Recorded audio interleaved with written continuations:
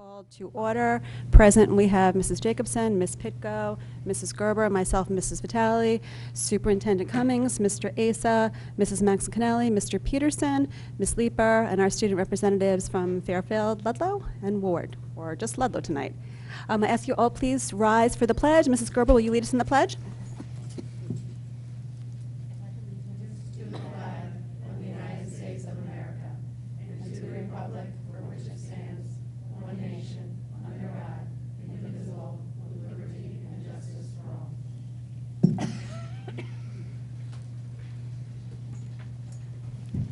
Thank you all for coming out tonight. Just before we get started, there's going to be 2 items on the published agenda that the board is going to postpone discussion on. This decision was made just because of the recent developments around the coronavirus and wanting to do some social distancing. We were trying to limit the amount of people that were here tonight. So just want to let you know why there was the change. So we will be postponing the student recognition and the discussion of scenario 1 as presented by Malone and McBroom. We will take those agenda items up after the issues with the coronavirus have passed and we don't have to worry about the amount of people that are at our meetings. So with that, we will move on to our student reports. Hello ladies, thank you for being here. What's going on at Ludlow? The Fairfield ski team continued to live up to their hype as they finished the 8th season in a row with the state championship title and won their regular season undefeated. Star racer Aaron McHugh won 2nd overall at states and later that week placed 6th at Easterns representing Fairfield on Team Connecticut. Ludlow brought home another state championship title last week with the Ludlow cheer team once again dominating the SEAC co-ed division. They also finished their regular season winning 3 grand champs, and seniors Emma Kortmansky and Rebecca Roll won All-State, All-FSEAC, and All-American.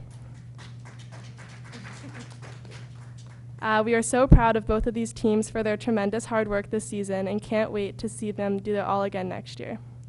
Moving away from sports, the Math Honor Society at Ludlow will be hosting Pi Day on Tuesday in honor of March 14th, also known as 3.14.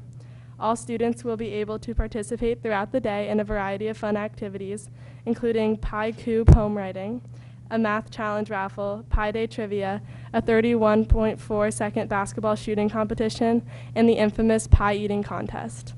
Also coming up later this month, all underclassmen will have the opportunity to attend the college fair at Webster Arena on March 30th to gain better information and insight on their post-high school plans.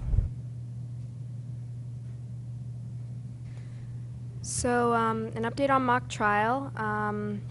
Ludlow's mock trial team battled out at the Connecticut Superior Court last month. We took home 3rd place out of over 50 schools across the state. We were led by Ms. Sousa and Mr. Patrick, and the team was able to again develop not only the critical thinking skills necessary for court, but the legal language and reasoning needed to succeed. The team is mostly composed of underclassmen, and they're already planning next year's strategy for 1st place. We've also, last week we had Ludlow's chamber orchestra and choir. They held one of their periodic concerts. I could not attend, unfortunately, but from what I'm told, they performed an impressive 6 to 8 movements of Mozart's Requiem without stopping. So they're pretty happy. Sad I missed out on that. The internship deadline is also coming up this Friday. This Friday, again, it marks the final day students will be able to apply for their senior internships.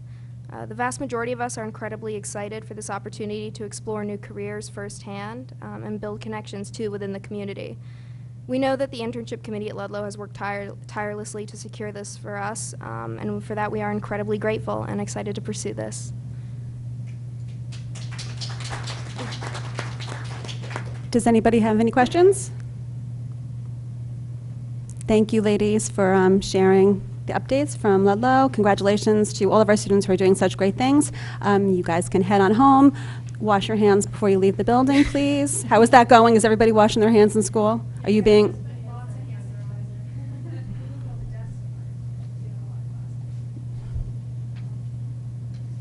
Good to hear. Thank you.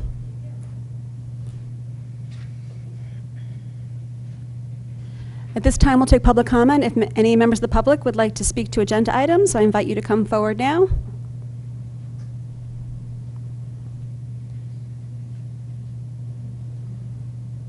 Seeing none. Presentation of Cabe Communications Awards of Excellence. We are lucky to be joined tonight by Mr. Chafrai from Cabe.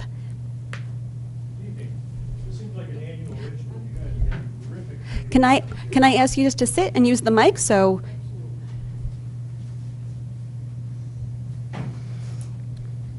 Thank you for joining us again tonight. My pleasure. The Fairfield School, I think that every year wins at least 2 of these. You have to hold the button on the mic to speak. That better?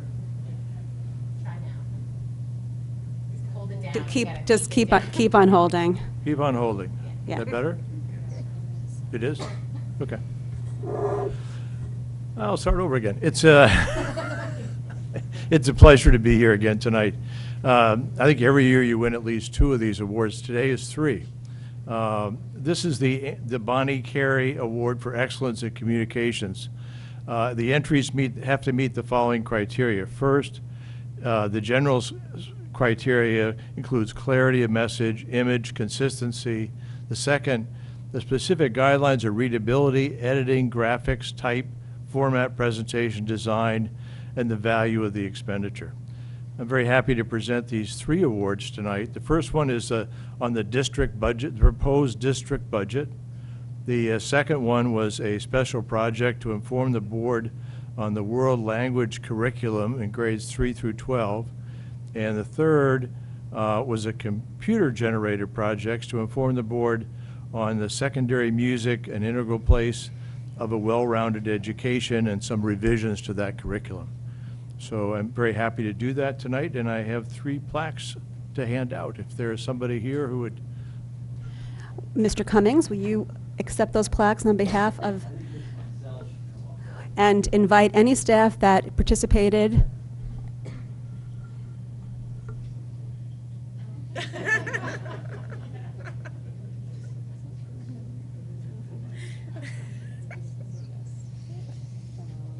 So funny.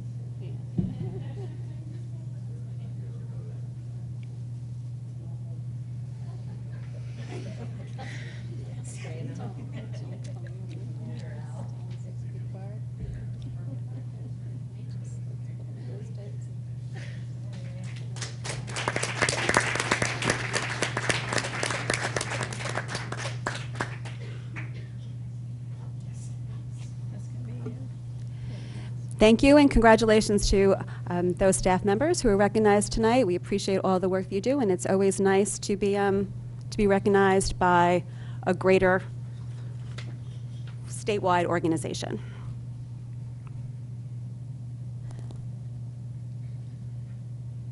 Okay, we're moving, as I said, we're postponing the discussion for student recognition. Moving on to pre-K through 12 art curriculum review, Ms. Gottesman and Ms. Hermson. Mr. Cummings, would you? I sent Ms. Gottesman home. She wasn't feeling well. So I'm going to have Ms. Hermson come up to the microphone. I'm right here, Mike. Oh, you're over there. What happened? They sat me here. All right. No, that's terrific. So would you introduce everybody, plus as well as any of the teachers, excuse me, the teachers that came tonight? Actually, let me take one step back. I want to give so much credit to Ms. Hermson and the art department. They have been working on this last 2 years, if not more. As long as I've known Michelle, she's been very well aware that this was a task that was coming up. She's been thinking about it. She's perhaps been a little obsessive about it at times. I know at times she dreads it, but as the board knows, and you're going to see tonight, they've put together a tremendous presentation that I think does justice to the value, the tremendous value of our art department. So. Thank you, I think, Mike. Hi, everybody. My name is Michelle Hermson, and with me tonight is high school art teacher Virginia Zimmerman, middle school teacher Kristen Chase, and elementary school teacher Kristen Chiarletto. And in the audience, you'll see a lot of our art teachers who have come to support to support us during the presentation. And I'm going to take a minute to turn this on, and I think this takes a minute or so. And I'm assuming this is on, because our mics are on.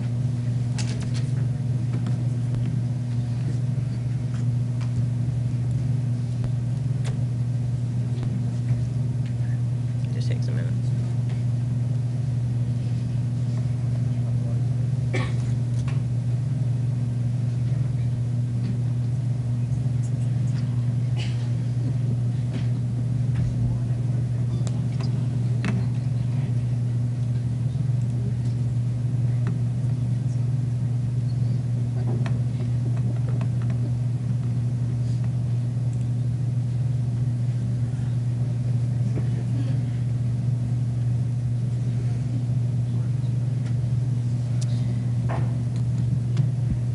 Okay, so again, thank you everyone for being here tonight. I've already done the introductions. We've had near 100 teachers, administrators, and community members involved in the process of rewriting and refining the Fairfield Public Schools K-12 art curriculum. It's been a very meaningful and fulfilling 2-year process, and we would like to thank all of those who are here tonight and who have supported the arts in this very important work.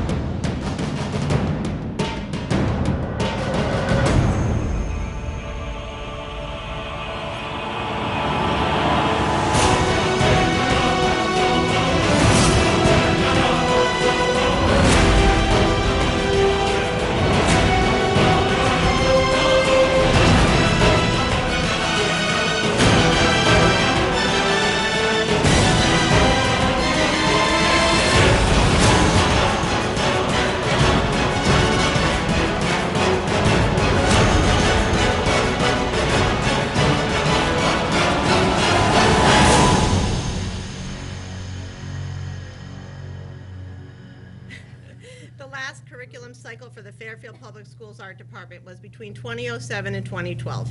In 2014, new national core art standards were implemented and adopted by the state of Connecticut. These new standards recognize traditional and contemporary approaches to achieving artistic literacy in a digital visual age. We, the art department of the Fairfield Public Schools, agree with these approaches and have redesigned our comprehensive art curriculum to align with the national core art standards. Today's essential question, otherwise known as a thought starter: how will aligning the art curriculum with the new standards help our students reach vision of a graduate status? The new art standards align near perfect with the Fairfield Public Schools' vision of a graduate. Through visual and verbal communication, we teach our students to be critical thinkers, goal-oriented, resilient learners who collaborate with others using their artistic talent to better our community. Our student artists will apply elements of art and principles of design to create innovative projects which require analytical and critical thinking skills. Our student artists will learn to strategize, recognize, and transfer these problem-solving skills across multiple disciplines. Vision plus innovation equals innovision. This has been our department's motto for years and is our descriptor in the high school program of studies. Fostering the development of critical thinking skills by focusing on inquiry-based learning will deepen our students' understanding of concepts and heighten higher-order thinking skills. The new art curriculum document facilitates a more comprehensive learning process for all students. Today, the art department will present 26 proposed elementary, middle, and high school art curriculum documents. Our team has been working diligently on these finalized documents for approximately 2 years, and we're excited and eager to present them for board approval. Our current art department curriculum was written using the 1994 art standards And although much of the content has stayed the same, the 2014 standards emphasize developing artistic literacy by empowering students to independently carry out 4 shared processes: creating, presenting, responding, and connecting. Today's standards are geared towards an inquiry-based learning approach with the intention of making all students more sophisticated thinkers, responders, and makers. The new standards utilize anchor standards for all disciplines, allowing a clear pathway to grade-by-grade performance standards. The new standards are based on enduring understandings, those understandings vital for the youngest child throughout his or her life as a learner. Teachers will adapt instruction as students develop artistic skills they can transfer to all aspects of learning. The new standards don't only consider the finished product, but rather the learning that takes place by the student during the journey. You'll notice some key changes in our proposed document. The curriculum focuses on integrating 4 artistic processes while building artistic skills and behavior. We have aligned our curriculum with the 2014 core art standards. Teaching visual literacy has become an integral part of the curriculum. Specifics have been added to make the vertical line more cohesive, and sample assessments and lessons are included in many of the documents to be easily accessible and assist teachers in their backwards design approach to learning and planning. The art curriculum revision process began in 2018, first with research, then revising and writing. All district art teachers contributed to the researching and writing process. Each level was represented during all the phases, including our summer work session. We began with a comprehensive professional development to clarify the new standards.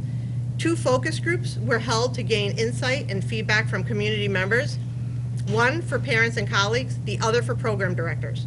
The final documents were revised after assessing data from teachers, program directors, and community members.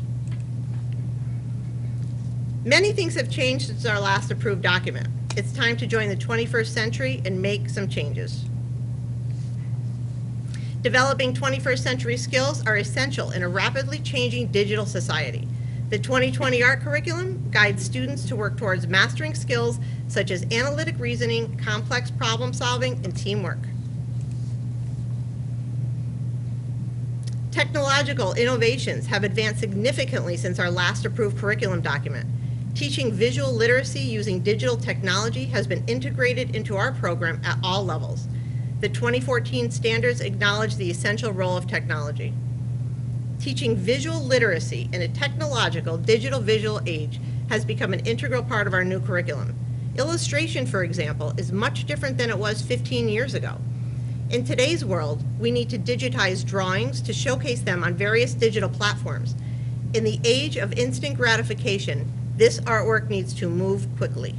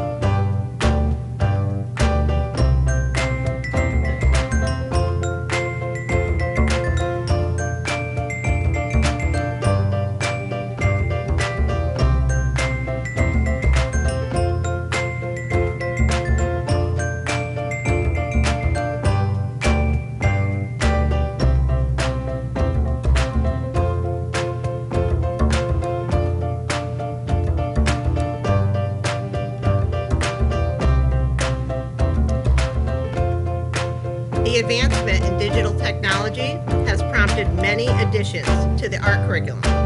Digital photography and digital design has become the industry standard. Cell phones have become a powerful tool for their many uses, including cameras, access to the internet for artistic resources, access to Google Classroom, and platforms for displaying images. Coincidentally, the first iPhone was released in 2007, the same year our current high school art curriculum was board approved. At that time, We could only imagine the possibilities the next 13 years would bring. At the elementary level, we now have document cameras, computers, and projectors in all of our art classrooms. At the middle school level, all of our students have use of Google Chromebooks and approved apps. Last year, we were awarded a grant for drones, one of the first high schools in the nation to offer it in their high school art program. It was a long process, but we finally got it off the ground and plan to introduce it to students at both high schools this spring.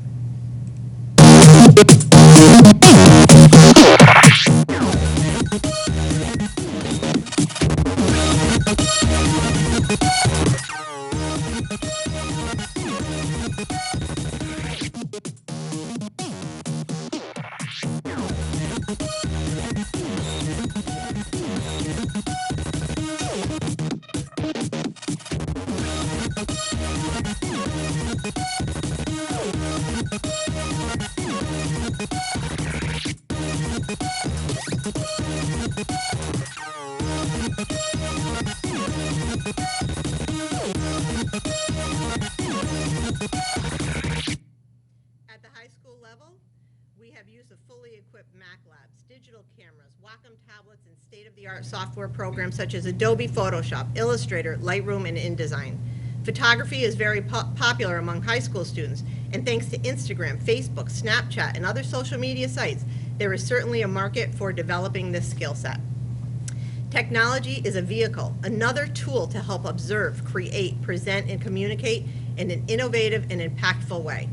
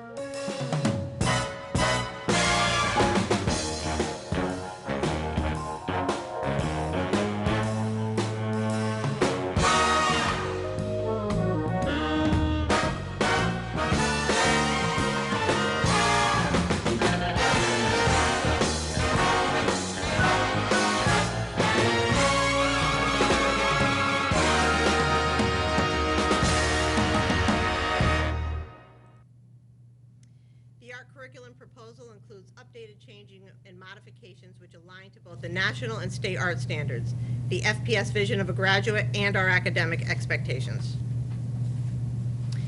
Changes to the curriculum include new or modified units which align with standards and accommodate scheduling changes, some course and unit titles, the addition of the AP 2D design course at the high school level, integration of technology into all levels, and revision of common assessment tools, rubrics, and lessons.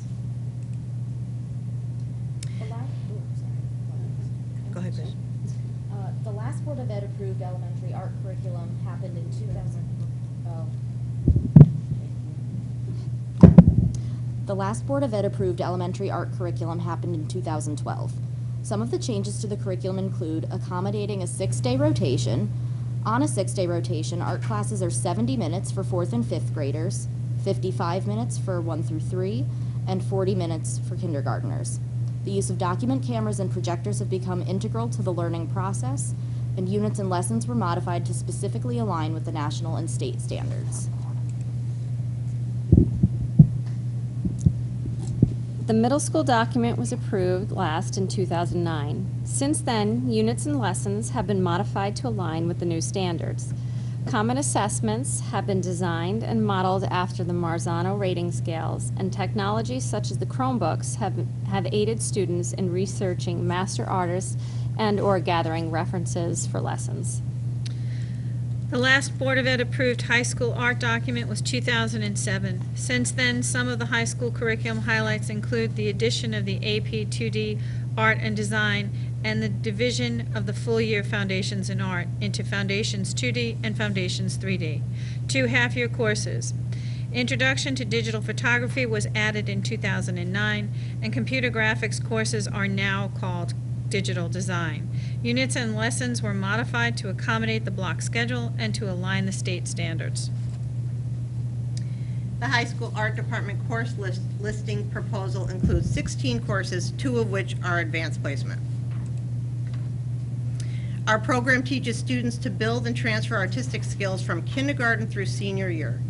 Visuals speak volumes.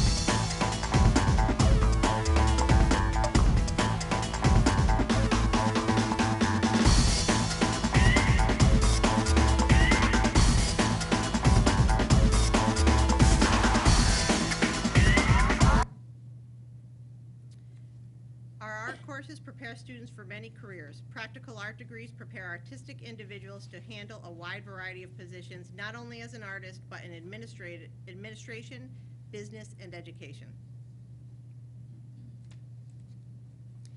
The 4 artistic processes are incorporated into each art course or grade level. The learner will have an enduring understanding central to the discipline, which will have lasting value beyond the classroom. The 4 shared processes will help to develop artistic literacy. This philosophy is the foundation for our art curriculum. Each artistic process has associated anchor standards, enduring understanding, essential questions, and process components. There are 11 anchor standards in total. The grade-by-grade performance standards are clarified, making vertical alignment more cohesive. Throughout the K-12 art experience, the anchor standards, enduring understanding, and essential questions remain consistent. The performance standards, otherwise known as the process component, change according to the grade level. To give a visual, this is the difference between the new and old curriculum. The new document on the right incorporates the new standards. Throughout a course or grade level, all of the artistic processes will be covered. The following example shows the Introduction to Pottery course. The summary sheet lists the course title, goals, skill objectives, artistic processes, and anchor standards, all highlighted in yellow. The information in the unit becomes more specific. Notice the yellow highlighted areas. This is where specific enduring understanding, essential questions, process components, and instructional strategies are listed. Each of the artistic processes will be covered during a given course, although only certain processes may be covered during a given unit. For example, in Pottery on the Wheel, in the Pottery on the Wheel unit, creating and connecting are the artistic processes which the teacher will focus on. We have color-coded the document for ease of understanding and making connections. To clarify the details of the document, if we take the artistic process of connecting, for example, and zoom in, you'll notice that the anchor standard, the enduring understanding, and the essential question have all been incorporated into the unit. Furthermore, to be more specific, the grade level expectation and process component, otherwise known as a performance standard, is clear. In addition to our new curriculum documents, we have written common assessment samples for many courses or grade levels, which align to the unit and the new standards. Also, where appropriate, we have embedded the academic expectations into that same rubric or assessment, considering the alignment between the national standards and our vision of a graduate initiative. A continuous department goal is to continue to reformat and rewrite lesson plans to better align with those standards. Although we feel our document is thorough and complete, a great curriculum is always a work in progress. Continuous assessments and evaluations will ensure continued program development and success. Our rapidly evolving digital landscape requires constant learning. In addition to the new AP 2D design course, the new curriculum has a heavy focus on 21st century skills. We foresee the need for supplemental financial support for student training, software, and equipment throughout the program. At all levels, making artwork includes planning and investigating. We create with paint, pencils, clay, digital media, cameras, and plenty of other medium. Artistic freedom allows for self-expression. Self-expression is a means of communicating. At the elementary level, one of my students' favorite projects is anything involving clay. They love being able to touch it, they love being able to sculpt different things, and really just seeing how that changes with their skill levels as they get older.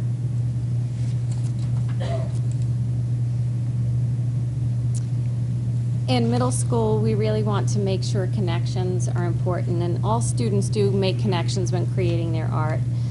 For an example, the connections might be personal, might be a reaction to something they're learning about in another class, a culture, or a foreign place. And often we find our students become fully invested in their work when they really find some personal connection to it. And in middle school, one example of how we connect is really taking our personal experiences, our passions, our values, and our life experiences is something that we share together. It's kind of unique in middle school because they really become more into their own, and they really do like to start to talk more about themselves and invest more in what they're doing. And we keep it current by inspiring each other to explore. Art helps middle school students to reflect on the person they are and the person they hope to strive to be. And it's during this time that communication can often be difficult for middle schoolers, so art really does help for them to express who they are. Art students at all grade levels will become active responders. Creating art is a direct response to an artist's personal experience. Additionally, artists will respond to the artwork of others during class critiques, conversations, and practicing art of responding helps to make our students better communicators. On the high school level, we respond using the classroom as a platform for dialogue, along with one-on-one conversations about our artwork to each other, to teacher, to student, and back to parents. Art students from all classes are allowed to explore different classes and areas of the department to respond to each other. This allows our students to connect and respond beyond each classroom, creating a dynamic cultural community so they can travel back and forth between courses. Elementary, middle, and high school students will all have an opportunity to present artwork, whether it be in the district-wide art show, in the hallways of their schools, or directly to their classmates. Students will showcase, defend, and discuss the intentions of their creations. At all levels, presenting one's artwork provides an opportunity for the student to articulate their intent. This allows an opportunity for students to develop public speaking skills. Having to explain or defend to their classmates forces the artist to understand the clear meaning and mission of their artwork. Artwork is personal, so often it is both scary and exciting to present. Ultimately, the scaffolding of the artistic knowledge and skills leading to a comprehensive learning environment and artistic opportunities for all Fairfield Public School students, grades K through 12. The collaborative art exhibit clearly demonstrates skills aligned with the national art standards, as well as the characteristics of Fairfield's vision of a graduate. Together, we present. Our vision goes beyond the classroom. Our students have been given exposure to new and unique experiences. Visiting artists have come to us, and in special circumstances, we have gone to them. Field trip experiences provide the opportunity for many students to make new connections. Giving back to the community is a part of our department and district's mission. Everyone benefits when innovative visual communicators share their artistic talent. Some of our department's recent contributions include assisting with our town's placemaking initiative and receiving the Sustainability Award. The Honor Societies of both Ludlow and Ward help to enrich our school and extended community. Professional development affords teachers the opportunity for new learning, collaboration, to showcase their artistic accomplishments and serve as role models for our students. Although the art department's mission is fostering and developing creative and emotional intelligence, art provides our students a vehicle for self-expression and personal fulfillment. This comprehensive art program could not be possible without support from our town and Board of Education. Along with providing the skills to problem solve, critically think, analyze, communicate, set goals, become responsible citizens, endure and understand, create, respond, present, and connect. The art department strives to align and connect this learning experience to our academic program. Transferring skills and enduring understanding is critical to every learner. Simply, through art and creativity, our department's mission is to instill happiness, personal fulfillment, and intrinsic motivation to all the students of the Fairfield Public Schools.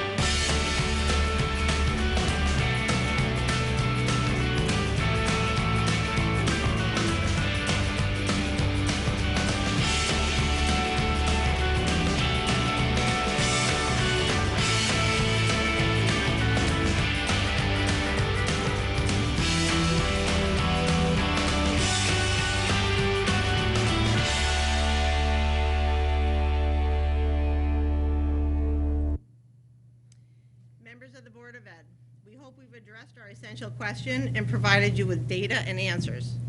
How will aligning the art curriculum with the new standards help our students reach vision of a graduate status? Do you share and support our vision? On behalf of the art department, thank you for your time. We look forward to hearing your feedback in April. And lastly, thank you to all who have contributed to this process.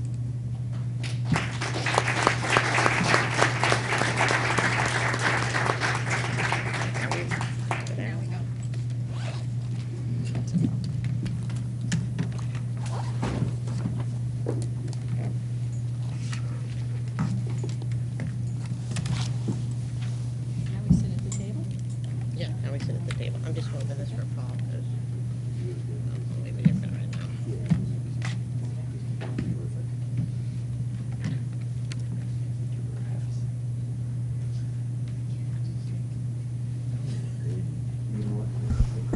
Thank you for that presentation. That was great. I felt like we should have lowered the lights in the beginning.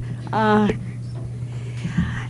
just want to start by just saying that seeing our students' artwork around town and in the buildings, in central office, it definitely makes me happy. So you've already fulfilled that part of your vision and your mission, so I thank you for that. But I would take it to the board for any questions or comments. Ms. Leeper? I just want to say thank you. That must have taken an incredible amount of time to prepare, and it was phenomenal and so enjoyable. And one, for me anyways, one of the most fulfilling parts of being on the board is having opportunities to see all the things our kids are capable of. So thank you for that opportunity. Anyone else? Mr. Issa?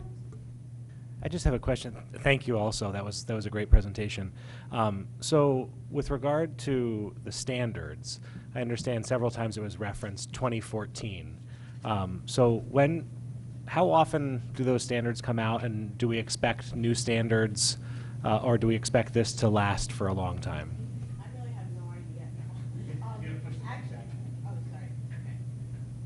So the standards that we just wrote that curriculum based on was 2014. The standards that had come out before that was 10 years before, 1994. So our last curriculum was written between the 2007 and 2012 period. We based those on the 1994 standards. These have now been based on the 2014 standards. And these seem to be, these seem to be set in place for a while, from what I can tell. I don't think they're going to be changed anytime soon. They seem pretty thorough, and they seem very appropriate for today's needs. Thank you. Mrs. Gerber? First of all, thank you so much for this presentation. The art department's just amazing, and I was just looking back, and the first art curriculum I ever approved as a board member was the K through 5 art curriculum back in 2012, so I feel like I've come full circle. But yeah, my daughter's taking art and has taken art throughout high school. My son unfortunately did not, and just amazing some of the things that she's brought home. She took photography, she's taking pottery right now. I mean, it's just really incredible what, you know, you inspire our children to produce, and it's made for a lot of really great Christmas presents over the years. I did have one question when you're talking about the costs. In looking at the budget book for this coming year, I see it's about like $8,000 across professional development, curriculum development, text and materials, and I was just wondering, is that, but I'm assuming that's probably not the total cost of this new curriculum. That is it going to be extended over a few years, or is that it? So we can't completely predict what the cost will be, but we do know that what we feel as a department is we do need more training in professional development. So I project for next year, I would include in the budget for maybe some more professional development for even the staff who are at the elementary and middle school levels. The high school level, we seem to be, we have the most opportunity for professional development as far as technology goes. But as technology increases in the elementary and middle school levels, I foresee that they may need more professional development and some more training, and there may be some added costs. Okay. And then also you were talking about some of the equipment, like I know the drones and some other things. So is that something that's going to be extended over a few different years, like not just in 1 year, you're going to kind of spread it out? So as you probably heard, we won from that presentation is we won those drones in a grant. I had written a grant and we won the grant. That's how we ended up with the drone at each school. The drone cost is, you know, close to $2,000 per drone, and if we so if we want to continue with drone technology in our schools and in our department, then of course we would need to have to pay for more drones. Just out of, do you have any, like, what's the life expectancy of a drone? Well, if it crashes, or if it not very long. I mean, I hate to say that, but it's the truth. But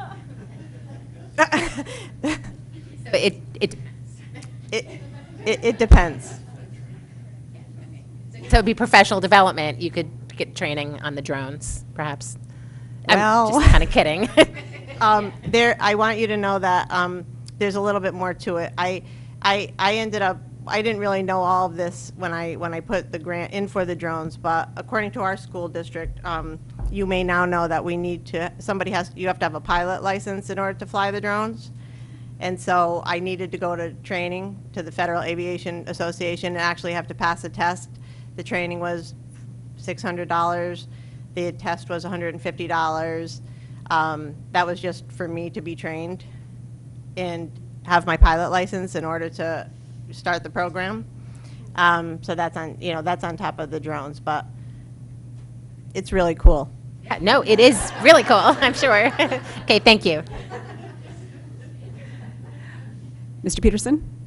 Hi, thank you. I was going to ask largely Mrs. Gerber's question about the supplemental expenses. I also do want to say that I think you guys set a new standard in terms of presentations for us. This was, in my time on the board, this is the most gripping, so thank you for that. Yeah, the math department is not happy right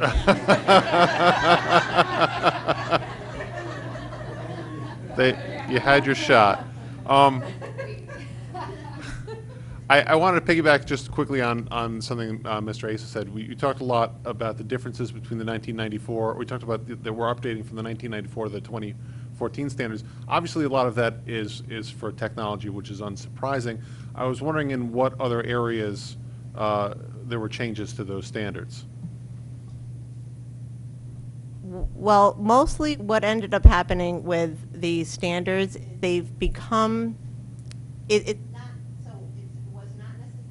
not necessarily about content, it's more about the way that the curriculum is actually presented and handled. It's an inquiry-based curriculum, more of that backwards thinking. So content-wise, there's a lot of the same content besides for the technology, which is a lot. But it's in regards to the standards, it's the idea of taking these 4 artistic processes and teaching the student how to think so that they can relay that, transfer those skills to transfer those thinking skills, those analytical thinking skills to something else. So it's more about the structure, I guess, of how you actually build the curriculum and how you deliver it. Great, thank you. Have you seen a change in just your student population since the high schools moved to the block schedule? Are you seeing more students that are just taking maybe one art class just as an elective, just to, learn a little bit more? Was that a loaded question?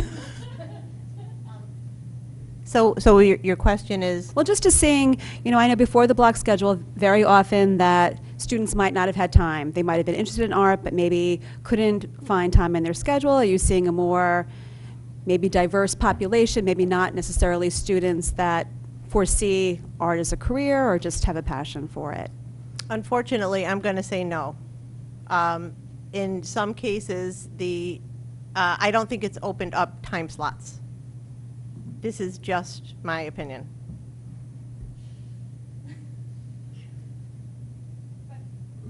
But I would say that we get a lot of people who are very creative and interested thinkers.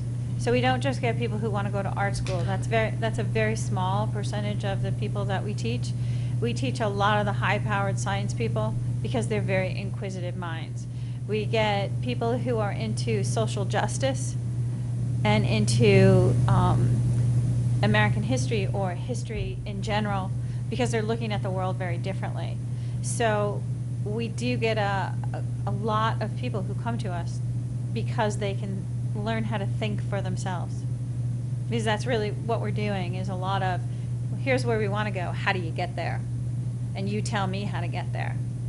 And we have a dialogue that goes back and forth, so it's very rich. In terms of art history, do you see that portion of it? I'm sure it's in your classes, and I know just from having my own students. Do you ever consult with history? You bring up just where the role art plays in just world history, and if they're learning about the past and not necessarily for how it's shaping current artistic practice, but just as a testament to humanity. Yeah, so historical evidence and historical research is a big part of our curriculum, right from elementary right up to high school. I think that middle school, in our middle school and elementary school program in regards to history is very full and enriching. Mrs. Maxon-Kennelly. Again, likewise, thank you for the presentation, which was wonderful. And again, I completely agree about where the bar has just been set. A few questions. I'm trying to think of what order to do these in. First, regarding the addition, as digital has, pushed its way into the art classroom. Of course, I always worry, even though my children are older, about how that's taking away from the hands-on experience if they're doing that. So I was wondering, at what age, in what grade has the curriculum changed to lean towards digital, or is that not really till high school? How has that impacted the hands-on work of students? We all can speak to this, but just from my perspective, you have to remember the digital medium is just a tool. The computer is just a tool. A Wacom tablet is just a tool. So it's like, you know, putting paint, pencils, charcoal in the hands of a student or an artist. And that's how we approach it. It is just a tool. So if you don't have that ability to think or that basic foundation, then that tool will do nothing for you. Where does it, you know, kind of ramp up in our curriculum? At the middle school level, probably seventh grade. Kristen can talk more specific about that, but probably at the 7th grade level when we start introducing some of the software programs that the students can use, like Photoshop. But again, remembering that it's just yet another tool. So all of our students do a lot of hands-on work right throughout their high school career, even the students in the digital courses. So you're referencing them as digital courses, not, but for example, in the 2D art, I'm assuming it impacts that. And my concern was especially down to the elementary school level. You know, I have a hard time envisioning that looking at a screen and changing the shades of the color yellow is the same as having hands-on work with paint and mixing the colors and learning about that. It's hard for me to imagine it's the same thing. You reference it as just another medium, but it's different. There is a difference. What we do in the high school and in the foundations 2D is we use their phones that they have all the time, the camera on their phone, and they'll take pictures of what they want to create. We'll have a still life. They'll use that to help them find their composition, to crop it, to fit it on the page, and then everything is done by hand. You're drawing from observation from your objects. Or we'll take that drawing that they've done, we'll take a photograph of that drawing, and we'll bring it into Illustrator, and they'll draw it on the computer. So now they see that a drawing can have multiple lives. It can be a photograph, it can be a hand drawing, it can be a value drawing, it can be a painting, but it can also be a digital media that you can do something else with. So we tend to, that's why we say it's a tool, because in some instances, it's not the end game, it's only the beginning. And it used to be what we would say, I'd like you to do 5 thumbnails. And now you can say to a student, okay, bring out your camera, use it at the eye level you want to paint at, take 5 photos, find the one that works for us, let's organize it into a good composition, and then let's go ahead and draw, and put your phone away. So in that way, it's an intermediary thing. And at the elementary school? So at the elementary school level, I use my projector on a daily basis. We just kind of use that as a starting point, and then the students will move into working with a pencil and paper or paint. But I kind of use it more as a means to introducing a project as opposed to creating the project. We might do something on the computer, but that's not our main focus at the elementary level. Okay. And Middle school, now that we have the Chromebooks, again, a great tool, but it's a lot of times it's our starting point. If we're doing a color mixing unit, it's great for them to see visually online, okay, this is a color harmony, and they might look up a specific artist to see how someone has used that color harmony, but then they are actually doing the mixing. They are actually doing, you know, the hands-on, and they want that hands-on. Even though they have the Chromebooks and it's a tool, this is an outlet for them, and they want it. They want their hands to get dirty and to get messy. They want the experience of, you know, whether it's mixing with colors or drawing with pencil or using oil pastels, they really want that. We do also introduce programs like Ribbit, which allows them to manipulate photos, or Photoshop. So it's something that they're also familiar with from having their phones and using those types of programs and apps on their phones. But when they're with us, they really want the experience of what they can actually create and what they can actually make with the materials we have. that's actually the part I especially wanted to hear. So thank you, because that's what I would envision that the students really desperately need. A couple of other questions. I know when we had talked about splitting, because 2D and 3D had initially been full year courses, and then when we did that mid-curriculum review, the thought was that by making that half year, having it fulfill the prerequisites, it would open up enrollment for the upper level courses. Has that not come about? or achieving that end? I don't know if it achieved that end per se, but what it did do was it exponentially expanded 3D, because it allowed you to really delve into what sculpture is and what working in the third dimension is. And so we're able to do things on the high school like stone carving, which you wouldn't be able to do if you just, we were doing styrofoam sculptures, but now we can do stone carving. We can do large-scale sculptures that are made out of rigid insulation. So we can do a whole lot of other things that before we couldn't even touch because we didn't have the time to do it. And so it has fed those students who have a really fabulous sense of space. You know, your kids that played with blocks and Legos. That's what this is really ramped up to do for them.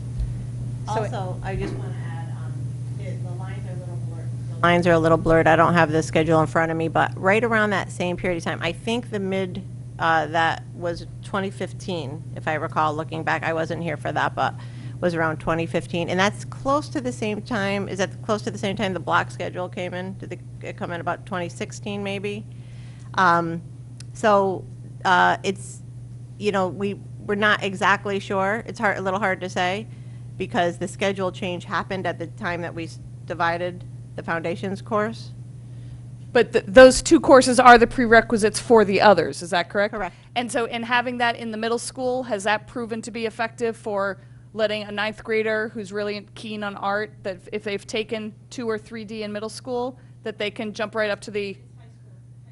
I thought that was in the middle school column. It also said 2D and 3D. Yes, there is a 2D and 3D course at the middle school as well. And does that fulfill the high school prerequisites?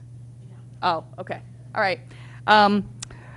And one other question regarding elementary school. To what aspect of the art curriculum is interdisciplinary? Like, is there time in the day for that kind of planning so that if there's a Native American unit in, I remember it being in 3rd grade. I don't know where it is now. But those aspects of the science, of the social science, or the English curriculum, that there's any crossover? Intentional crossover? I know I integrate that, and I know a bunch of my colleagues also do that in their work, but the way the schedule works is when the teachers drop the kids off, that's their planning time for 3rd grade or 4th grade or 5th grade or whatever it happens to be. So that's their planning time, so my planning time is a different time. So if I want to incorporate something for 3rd grade, because I know they study the history of Fairfield, which I usually incorporate a project for, and they kind of, I have to reach out to them separately, which is fine, but there's no set time for us to do that, if that answers your question. It does. So this seems to me like a missed opportunity that, and not necessarily the teachers can do, but that there needs to be some leadership on providing that, because it should be built into it just seems to me it should be built into the curriculum, that those interdisciplinary opportunities are optimized. Well, I mean, I know we definitely take advantage of that, but it's just the physical time isn't, I guess, available. We just have to make the time for it. And I know I definitely make the time for it, and my colleagues make the time for it, but it's just not available otherwise. Yeah, that answered my question. Yes, thank you. And then just one final question. I was hoping you could speak to how, I always like to see a before and after comparison of if you can compare a unit and be really specific, whether it's an aspect of pottery or an aspect of, okay, now I'm going to say things like painting. And I don't have a painting course, but what's different? Before this unit would have been approached this way, now with these new standards, it's approached this way, because you use words like rigorous and sophisticated and complex problem solving. And I was wondering if you could give an example of a unit where that happens at any of the 3 levels.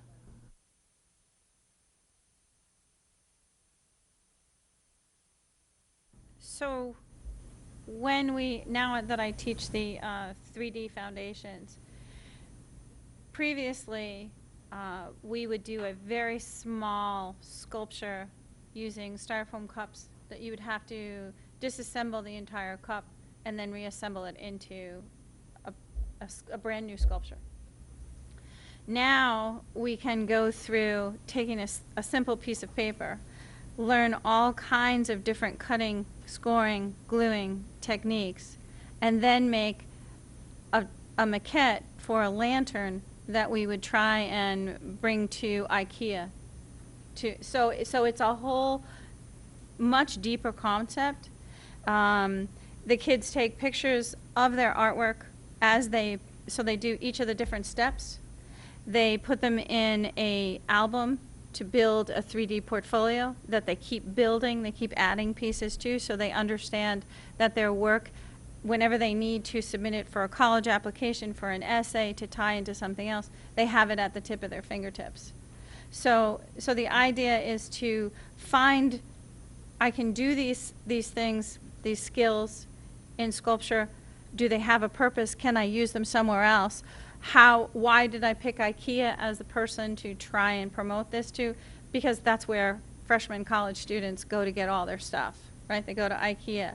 And why would we want this 4-foot lantern in the corner of our dorm room? Because it makes us feel like we're at home.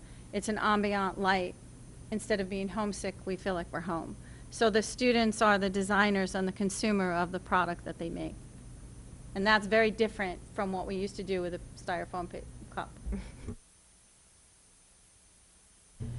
Ms. Lieber? So I have a question a little bit unrelated to exactly the presentation, but your discussion about art and talking about the process of art and the hands-on got me thinking, do you ever partner with school psychologists in any buildings to come up with sort of an art therapy social skills group for kids who, through the SRBI process, are identified as benefiting from a social skills group? I worked in elementary school where they didn't have time to do this, but they had a passion for it, and the kids thrived in that group, and I was wondering if we have any of those types of programs in any of our buildings. This is something that we've thought about, but again, it's a time issue. It's how do you collect all these students one time, one place, and actually, be able to follow through with something like that. So again, it's a time issue. Of course, we have students in each of our courses that have these types of challenges, and we do work with those students. I'm thinking of something very specific right now, and a project that I'm doing in one of my courses that targets just this, and it's one of those. It's a time issue. Sometimes we'll have a student who really has a need, and because we're art, we can bend our curriculum to meet the student. And so sometimes there's a need for that student to really express, and we find a way to do it with them. So we make a lot of connections to our students, and sometimes we see things that our students create and we flag them and go the opposite way. And I have called in, especially on the AP level where they do very in-depth personal artwork, I've called in the counselors and said, hey, can you come up and see some artwork with me and tell me what's happening, and then they'll work with the student and they'll give me feedback, and then we'll go forward. And because not being an art therapist, we see one thing and someone else sees another, and you have to cross that bridge. But the opportunity for the student to express is definitely there. I would think you guys are many kids' favorite time of their week and their 6 days, and have a unique capacity to reach kids that might feel like they're not reached other places. And specifically when you talked about art as a means of communication, and also at all of the levels, I mean, all of us, communication is often a thing we can all work on. But sometimes the little guys, they don't have all the tools to really process how they're feeling, but art is a powerful tool to elicit emotions and for them to express themselves. And I know nobody has time for extra things, but I would think that there would be opportunities where, and I just picked up school psychologists, but you could probably help them, and they could probably also help you guys both reach those kids in different ways. So I was just throwing it out there. Thank you again. Any, Ms. Gerber? Sorry, I had forgotten to mention earlier, I think I saw my Adirondack chair up there on your presentation. I was so excited, and I just wanted to say that since my husband surprised me by bidding on it at the auction, so many people over the summer, we have it up by our pool, and people just are just amazed by it, just how beautiful it is. And Which one is it? I'm so embarrassed to say I can't, it's from Dwight. It's the Dwight chair. Oh, well, it is a big hit at our house, and when we say how we got it and that where it came from, people are just like, wow, this is like a professional, chair that you could have spent just so much money on, and it's wonderful. And I think my husband did spend a lot of money on it, so, but it was for a good cause. But it's absolutely amazing, and so many people have commented on it, and I just wanted to bring that up, especially after I saw it on screen. Any more questions or comments from board members? Seeing none, the superintendent has a parting remark. Thank you. I just want to again thank everybody who's here and the presentation. And as I said, I know that working with Michelle over the past couple of years, a lot of time and energy, as you say. You can see it in the final product, but even more so was spent in creating the documents. There's a lot of work that had to be done. So my thanks on behalf of the district. A couple of things I just want to follow up on that came out as a result of board questions. One, I want to just jump back to the standards question for a second. As Michelle said, that the big change in these standards is the inquiry approach. And these standards really, the music standards that you've approved over the last couple of years come from the same source document as the National Art Education Standards. So there's similarities in them, but they all follow on the changes that came out of the Common Core and in documentation and curriculums that you've approved in science and social studies. To summarize greatly and perhaps unfairly, the big shift from content to the inquiry and to the skill base. That's really what you've seen since the adoption of Common Core over now 10 years ago. But three of the things that came up all relate back to the issue of time. So one was this idea of, Michelle was asked about, have we seen an increase in the number of students taking art courses? There's a few reasons for that. One of them, which I think is the fact that among our elective areas and among our core areas in the high schools, particularly in the junior, senior years when student schedules open up a bit, there's really strong competition among the areas, among the departments, because going back to these standards, people are revising their curriculum, and all of that curriculum has resulted in courses that students, I think, in general are finding more engaging because it is about the skill acquisition and the application. And so there's a competitive market. We also deal with an issue in Fairfield, quite honestly, about the fact that we skew towards having students, whatever conversations are taking place among them as peers or at home, of pushing towards the higher academic courses when some of these other courses that we offer may be in some ways more beneficial or maybe supportive of some of the interests that they want to pursue. But the other two issues that came up, and I want to really relate this back to recent conversations over the last couple of weeks with the town around budget. Because we've been asked, where are we, what would we do, could we do when we take a budget cut? And this isn't about a budget cut. This is about what happens when you kind of supply, you're meeting the standard of a schedule. You don't have the opportunity to have teachers, you don't have time in the elementary schools or the middle schools necessarily for teachers to collaborate. You don't necessarily have time, whether it's with classroom teachers or other core teachers, and you don't have time for them to work with the school psychologist or social worker on some of these issues. So because we're scheduling responsibly to the budget needs and to the FTE requirements, and when we're asked, well, what can we continue to do better? How can we deepen our program? These are perfect examples for anybody who's ever asked by somebody else, not in this room, what would happen if the money was there. Well, here's 2, 3 great examples of what we could do just with art that would benefit the art program and benefit our kids. So I just wanted to say that and to thank you again. Thank you all.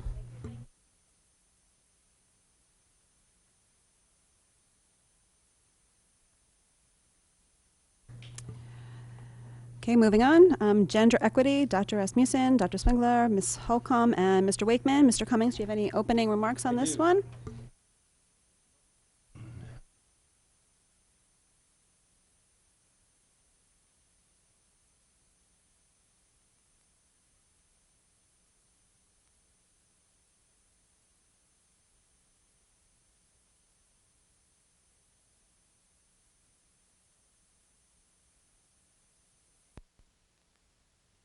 All right, real quick, while they're setting up,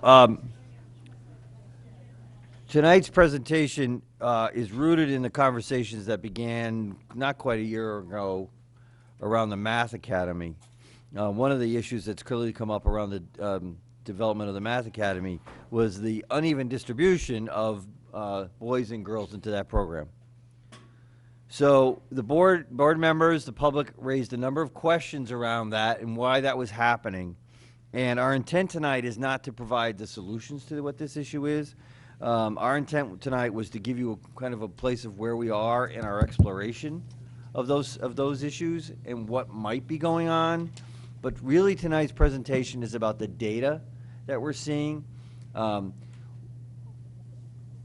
fact, quite the opposite of solving this issue, we're going to broaden the problem tonight. We're going to result in a broader definition of what the problem is, knowing full well that that makes it more difficult for us to address. But I think trying to give it some balance, and this is a stop along the road. I thought it was important that we come forward and share this with you and tell you that kind of some sense of where we are going with next steps, but certainly to convey to you that this is an issue that we're committed to addressing going forward. So with that said, I'll move out of the way.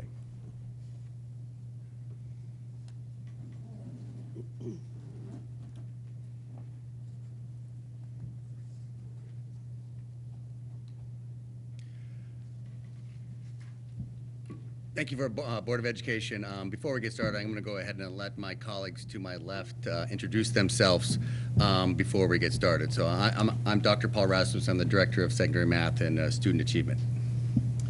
Walter Wickman, Program Director for Elementary Mathematics, Science, and Enrichment. Lynn Holcomb, Program Director for Elementary Literacy. Jen Swingler, Program Director, Secondary ELA.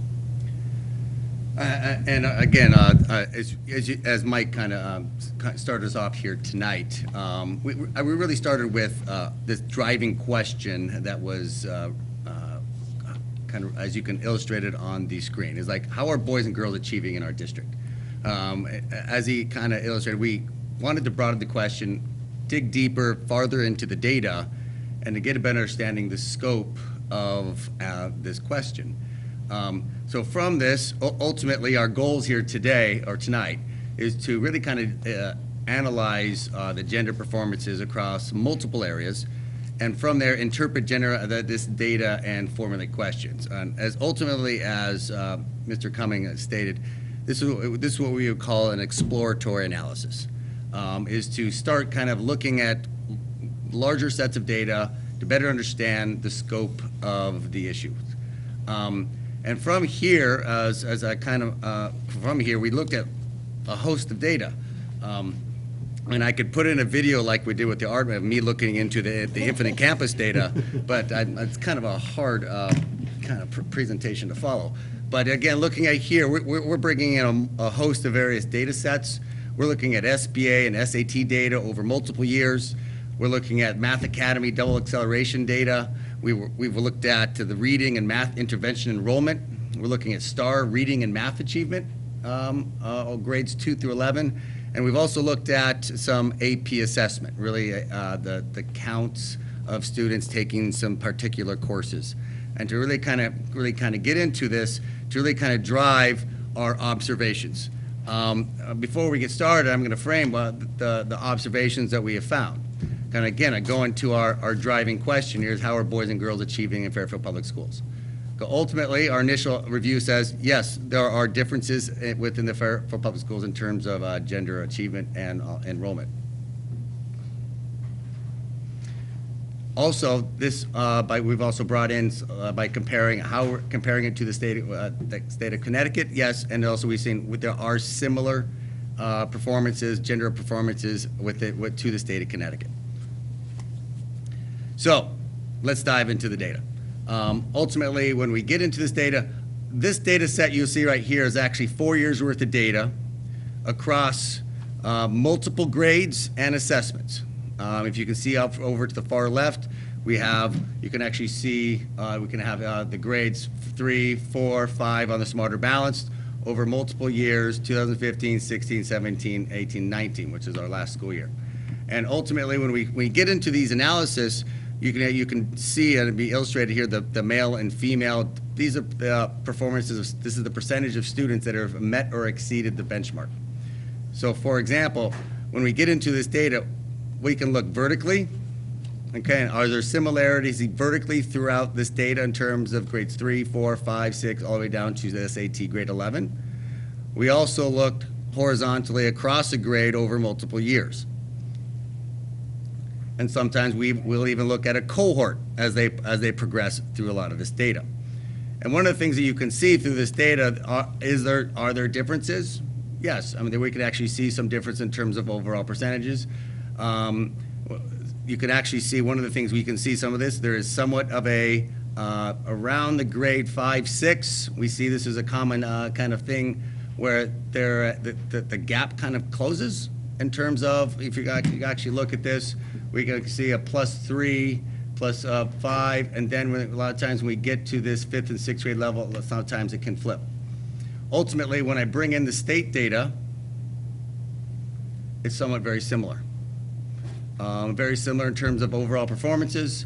Male and females in terms of meeting and exceeding are very similar, the boys and girls, in terms of a smaller gap. But then when we get to that 5th and that 6th grade line, there is somewhat of sometimes either it can be a flip or it can actually be very similar to the state. Similar when you go up to the SBA, when you go to where the state has defined the exceeding benchmark. These are the percentage, again, the percents of students that are meeting or, that are exceeding the benchmark. Again, this is all publicly released data. We can actually, again, see, we can see overall gaps in terms of male and female performances as we go through. We can +8 difference, +5, we see a +15. In general, we can see that we're kind of maybe lessons when we get up into the 6th, 7th, and 8th grade level. Again, when we bring into the state data, it's fairly similar with a few outliers.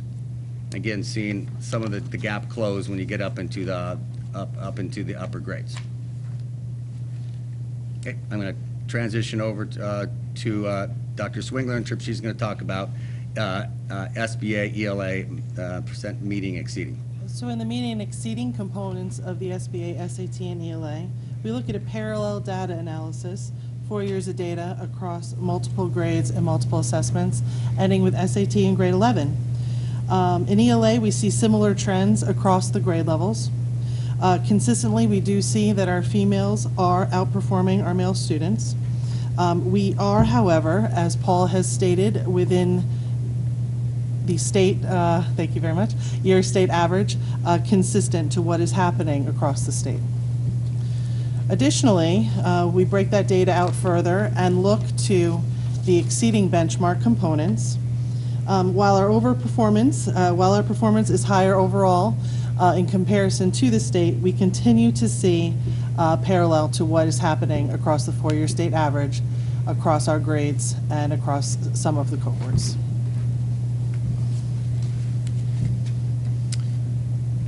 So last year, this is the first set of data. We can actually call this our benchmark, if you will, baseline, if you will. We're not seeing a significant difference between the performance of boys and girls at the 3 grade points here. We have the 5, 7, 11. It should be 8, yeah, correct, right? So 5, 8, and 11, that's just a mistype. So the performance on the left-hand side you'll see is meeting and exceeding, and on the right-hand side are just the students who are exceeding. And we see many similarities in their performance. You'll also see that it pretty much parallels what the state is doing. This brings up many questions for us. We're just at the beginning processes of addressing NGSS, and so we're asking ourselves a lot of questions about the instruction and how we're moving forward. It's good to see that there's a balance, at least between boys and girls at this point, but we're going to continue to be monitoring this as we move forward. In addition to looking at the SBA and SAT data, we did a review of students who are currently enrolled through the SRVI process in our reading support classes in the middle school and the high school. What we notice overall is that we are seeing that the rate of male to females in most cases is approximately 1 to 2. We do see that over time, the numbers in intervention are growing smaller, but we do notice the difference between the genders and their enrollment in reading support classes.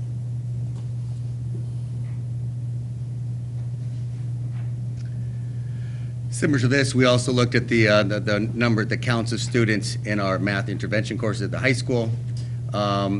Not as strike differences that we saw in terms of our reading enrollments, but there are in general, we do notice that males do have a higher enrollment in terms of our students in our math intervention courses at the high school, 9 through 12. So again, seeing this similar difference between gender performance. And then transitioning over, again, we began to look at is within our students in our pre-algebra 7. Now, just a reminder here, pre-algebra 7 is a combination of two actually grades of students. Pre-algebra 7 includes sixth graders, where you can call double accelerated, or we can have our students that have progressed through our transition to pre-algebra in 6th grade are now into the pre-algebra 7 course. So in general, you can see a small difference between males and females in this course, but when you actually break it out between the 7th graders and the 6th graders, you can actually see a very almost identical in terms of the proportion of students for 7th graders. However, you could actually see almost like a 3-to-1 ratio in terms of students, the percents of students that are in 6th grade. So again, identifying some gaps in terms of those are really our students that are at the higher performing area and coming out of the elementary. So this question again, as Mr. Cummings had expressed in the very beginning of this discussion, looking on the left-hand side, you'll see the actual enrollment of the Math Academy. There are 10 boys and 3 girls. The invitation to participate in this course, there were 40 students who were invited. Of those 40, 30 were boys, 10 were girls. You can see these are the families that took us up on this invitation, and 3 of the families were girls who were participating and 10 were boys. So that ratio essentially mirrors what we saw in our double acceleration course. And on the right-hand side, we decided to take a look at, well, what is the ratio or the relationship in our gifted program. I just want to let you know that the criteria or the identification process has not changed for those 8th graders. We identify them in grade 3. It's the same criteria that has been used every single year over year. We are currently looking at that identification process more deeply with some of this data that we have in front of us. Well, then we looked at yet another set of data, our STAR reading data for grades, well, really 2 through 10. And you'll see that the difference between males and females is fairly narrow with the STAR data. We do notice 6th grade is an interesting group there, and we want to follow that data and see if maybe there's a change. This is the 55th percentile, the students who are meeting expectation. If you go to the next slide, now we're talking about the 83rd third percentile, exceeding expectations. You start to see that gap in 6th grade narrow, and you also see the gap, the difference get smaller all the way across or down the grades. And then if you go on to the next, the 95th percentile, there's very minimal difference between males and females as far as reading achievement in the upper achievement groups. So, and it looks like if you go back the 6th grade, again, now that difference is gone. So we need to look at that group and see why the meeting expectation was such a large difference, or larger than the other groups. Looking at specifically the math, again, this is what we've defined as the meeting expectation. This is the 55th percentile. And also, mind you, this is one group of students, this current years of students. So again, looking at the differences of students in terms of how their performance of meeting that percentile rank, which is a national metric. So again, you're seeing some differences in terms of especially at the elementary school, and then kind of close and still illustrate as we go up through the middle school. And then when I I go up the percentile chain, I go up to the 83rd percentile. You can start to see that this gap widens. Illustrated because you can start seeing gaps of 10 or more, especially if we go up that percentile thing. And then we go into now the 95th percentile. Again, this is the percent of students meeting or exceeding that 95th percentile rank. You can see the overall percentages for male and female, and then the differences there in the colored column.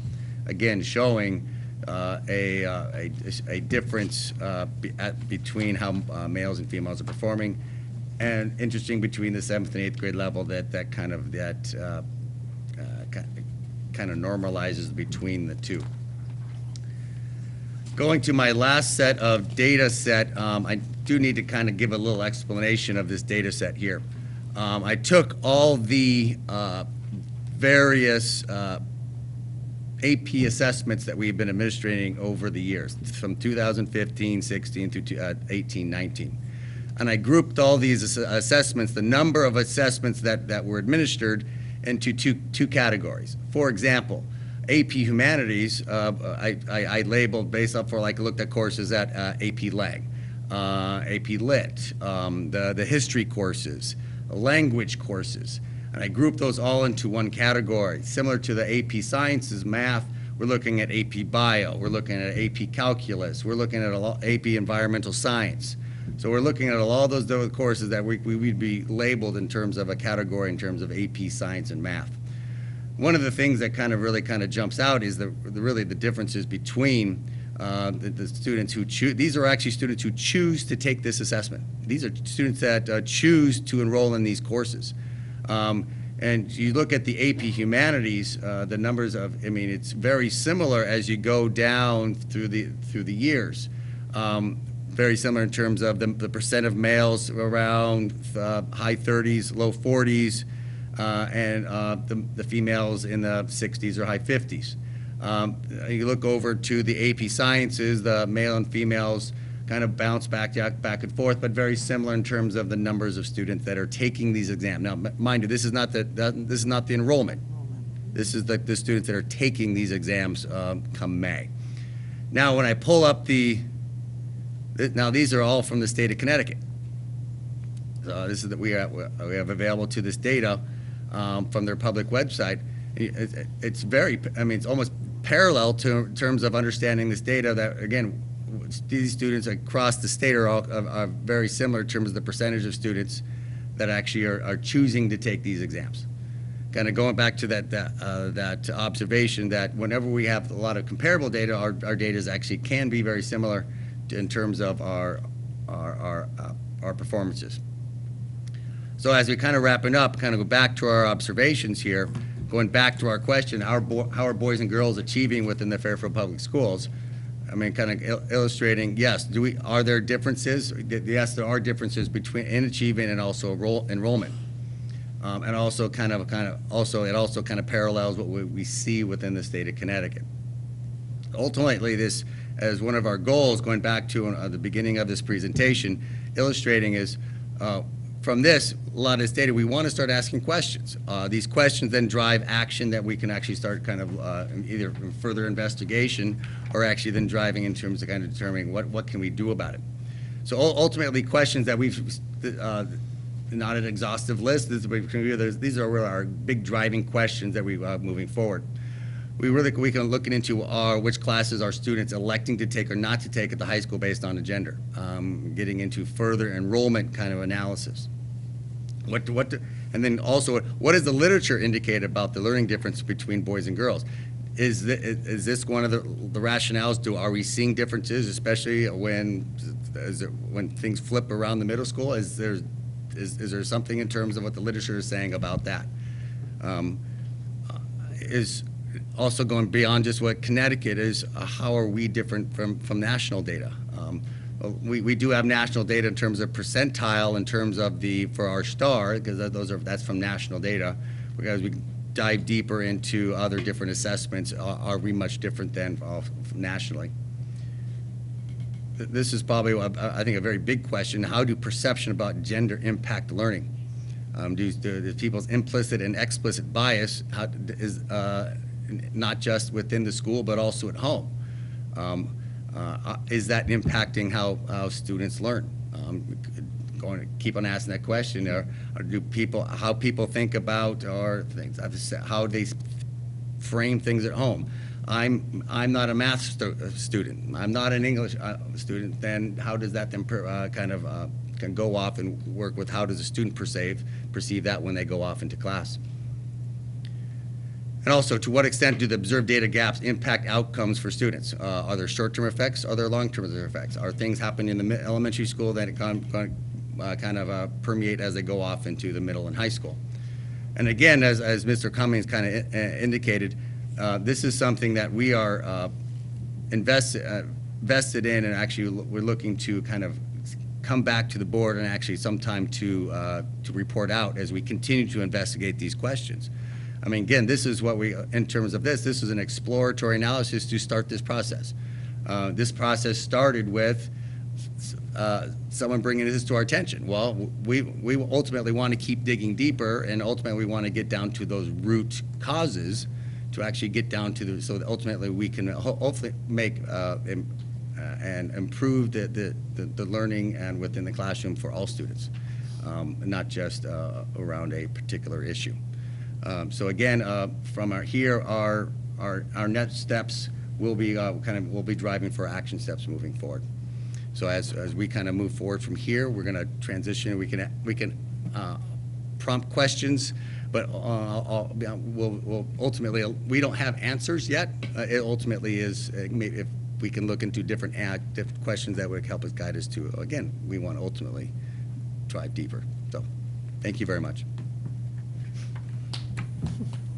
I'll get all fun. You want to go over there? Or stay here? Stay here. Go over there. Go over there.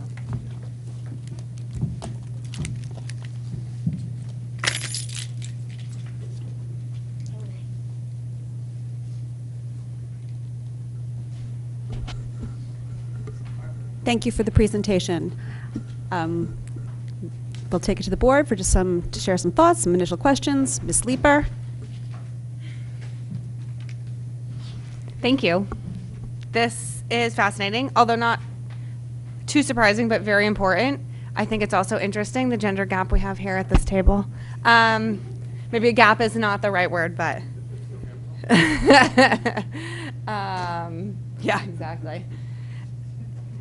I was wondering also, having just had the art presentation and noticing all 4 presenters were women and only 2 male art teachers in the audience, if you could look into enrollment in art and music. I know that there won't be achievement data that's standardized in the same way, but I think enrollment is a good place to look. I'm so sorry in advance. I'm going to have like several additional areas that maybe we could look in. I was wondering if you looked at growth within ELA and math, because we have the student level growth targets and whether or not there's a gender gap in students achieving their target. And then also in terms of the AP, I was wondering if we could see by gender scoring 3 or greater. And then also the difference between enrollment and test taking. There's probably several interesting things there, how big that difference is, but also if there's a difference by gender and whether we're seeing a difference in enrollment that's driving the difference in achievement or if there's something else going on. While you're thinking, just for the APs, I'd also be curious number of APs taken.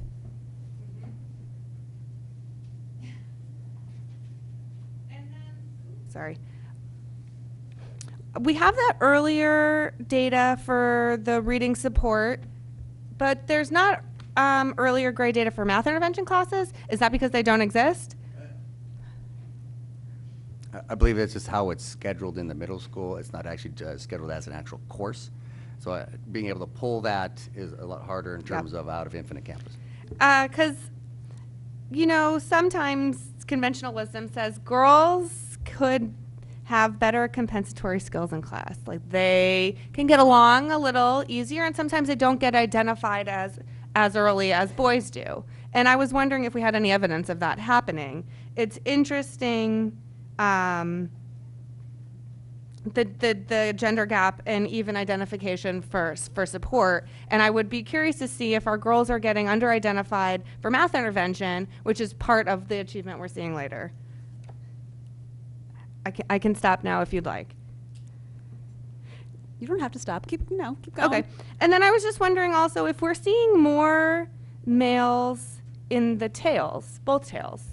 And I think that's a national trend, but I would be curious to see if that's happening. And then Just based off my initial, that is actually exactly what you're seeing. Yeah. The females actually are tending to the median in the middle, and there's a larger tails on both sides. And so I think sometimes we overlook the middle, generally, right?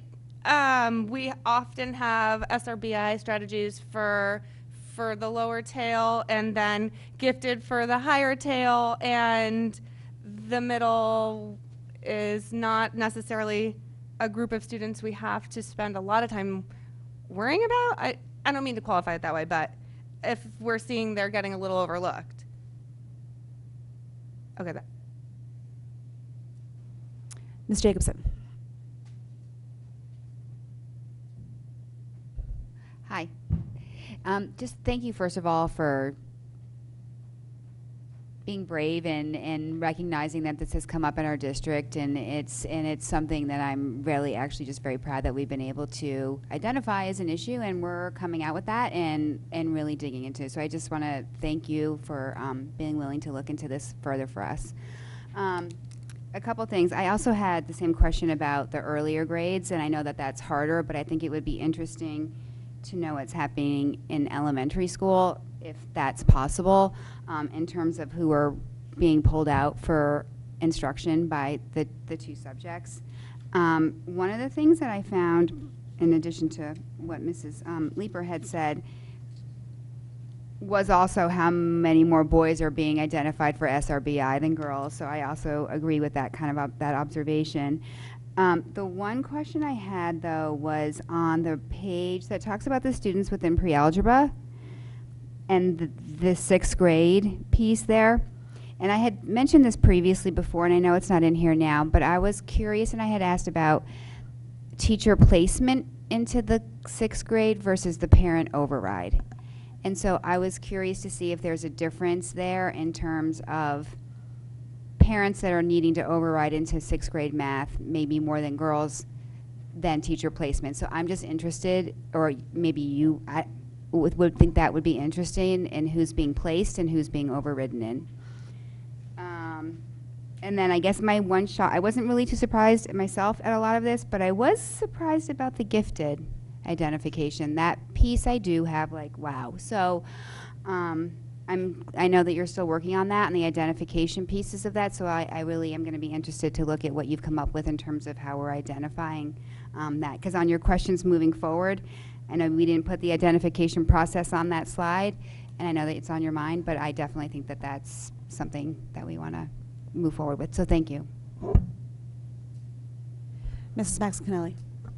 Thank you. All right, I'll get to my questions. Regarding the question of, to continue the theme of the elementary school numbers, also as a budgetary driver, we do invest in these interventions. We have full-time staff members whose job is this intervention. So I think it's worth looking at how many are they serving, and also what's the exiting. You know, how much of, we may see a certain number that looks like a constant, but I would certainly hope that students are being exited from that and versus, entering.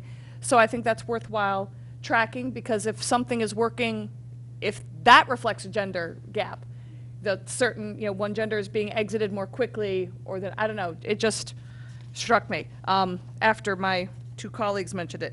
I was also wondering, the moment you started with the SBA and the SAT data, what would you consider statistically significant? I mean, a 1% difference I don't consider significant. That's just a couple of kids. So where do you see, I mean, I'm not even positive at what point double digits is. I just don't know. But what are the numbers to people who are dealing with this professionally, not just to the eye of the public? Where does this become significant to you? I think specifically, I think when I start looking at like numbers that are +7, +8, +9, I mean, if I see small differences between, I think, I mean, they're close. That's what ultimately we do. That's what we want like to see. But when you're seeing like, well, you specifically look to like say the math and the STAR data, and when we started going up the 55th to the 83rd to the 95th, you're seeing numbers that are +10, +12. I mean, those are things that are really kind of highlighting like, whoa, and again, these are things that until we actually start breaking it down this way, then that's when you start noticing it. So that's again the things that when we start looking that are really what I would consider. I mean, it's not really getting to significance testing. But just kind of what is your kind of that number that kind of like that piques your interest to what's going on. Yeah, because I mean, even in those numbers at the 83rd or 95th percentile, if it's 5 boys versus 3 girls, the percent might look large, but the number that's the root of it is not. So I want to. Yeah, and actually I totally agree with you. When you're getting into looking at numbers at that percentage, I mean, we're talking about 95th percentile. You're talking about out of 100 kids. I'm 5 kids. So I mean, it's something that you really have to get beyond the just percentage, but the numbers, the end value can also be very important to look at. So in general, you would say once, and would you agree with that once you hit about the 7, 8, 9, that's when it's more attention getting? Okay. Hold on, a couple more questions.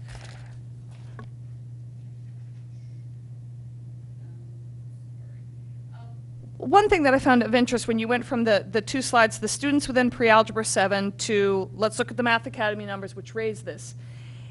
What I found reassuring about these is there's nothing in those Math Academy numbers which are alarming when you consider the trend of the previous slide. And I'm not saying that I'm not saying it's not a source of concern, I'm not saying it's not something to address, but in fact it exactly mirrors the trend of the double accelerated numbers for 6 years. So that's reassuring to see that it wouldn't necessarily have stood out to staff at the time because it was consistent with what you had always been seeing. Not that we don't want to address it, but I mean, especially when the students go into these courses, a lot of times they're grade mixed. And it's not something you actually see directly in terms of when they get into this, but when you start separating it by grade, you can start seeing it easier. That's one of the things that we've started to see, especially now if we have enough students to make their own section. Now you can already start to see that difference a little easier. And my final comments were about your questions moving forward. Your first question, which classes are students electing to take or not take at the high school level based on gender? I would add a corollary to that. At what if there's a discrepancy in the AP Calculus in the BC course, at what point did that happen? Because if that was truly at the last stage that there was suddenly a gender gap appearing, I can easily see that being explained by, well, maybe that's where they're choosing to take the humanities. Heaven forbid they're not taking 6 AP classes. And that's one source of concern. On the other hand, if that trend is appearing much younger, I thought I was. Someone telling me I'm not loud enough. So if it's at that final end stage that a student is making a choice, well, then we accept to a degree that they've made the choice. On the other hand, if it's a trend that appeared much sooner so that they didn't even have the option unless they took summer work, then that's a whole different story. So to that first question, I would add that as a concern. Your third question, how much different is Fairfield from national data? I would be more interested in our local DIRGs, the DIRG A and B of Fairfield County, and what I would be interested in very specifically is where other districts are consistent with us, okay, that makes us not feel like an outlier. But any district which seems to have be an outlier itself for having what we would consider better statistics, that's where I'd be interested in a dive of what are they doing that's addressing this differently, especially if it's consistent. Because I think we very much respect the work of our peers in Fairfield County, and so if any of them have a different trend, because I tend to believe the national data would confirm what the state of Connecticut data is. I don't see us as being different in that. Also, I would be remiss if I didn't address how do perceptions about gender impact learning. I have to add as a corollary, how do perceptions about gender impact instruction? I think we'd be remiss if we didn't bring that up. At least, again, this is such a courageous and transparent action you've taken by making this presentation, then I think that needs to be addressed as well in that idea of transparency. And then I'm just interested, when you say we'll determine our action steps, do you see that as a departmental issue? Is that a central office leadership issue? Maybe I should address that to Mr. Cummings, that this final part, responses to these questions will determine our action steps. So I'd written, do you see that as a departmental issue, a leadership issue? And then the final part to that, do you see this as having an impact on the district improvement plan? I see it as, and it goes back to that last corollary you put forward around instruction. Right? I think that question about how it impacts, or what does it say about instruction, I suppose, what does it reflect about instruction, is a question that in its answer leads to conversations about professional development and leadership. I'm not naive enough to think that just by casting a light on the problem do we solve the problem, and nor do I think that that a couple of PD sessions will take care of the problem. I think this really begins with this becomes with the self-awareness and kind of study groups and things like that, because it really is about examining your own practices and the things you say and do. And one of the comments that I think Dr. Rasmussen mentioned was even the things that we as parents engage in the ways we talk to our children, the differentials between the things we say to boys and the things we say to girls. Those traditional roles, in a sense, still hold sway. So have I answered your first part, because I want to get to the district improvement plan? Okay. So I guess that's a no. I think that the district improvement plan, yes, but I think that you're going to see, in terms of action steps, it would be the continued exploration of the issue rather than moving to actions to address the issue, particularly in that first year. Only because I didn't count, but I think that Mr. Wakeman probably just recorded another 20 questions. So there's a number, and I think they're good. They're all good questions, but they're all things that I think, to the larger point we were trying to make, as we begin to go down this rabbit hole, truly defining the edges of that rabbit hole and getting some sense of its depth is going to be really important to understanding where we need to go next. And I don't think we need to have every answer exhausted before we move towards action steps, but I think a clearer definition of the problem. I know that in Dr. Rasmussen and Mr. Wakeman's work right now around the math curriculum and in their groups that they're working with, the teacher groups, this issue is emerging, and math may be the first place where we start to see answers emerge as part of the new math curriculum revisions. And I just want to add one thing, because you used one word 4 or 5 times there, which I think is also a vital thing for our staff to do, which is qualify what is even a problem. I don't think necessarily everything in here reflects that we have a problem.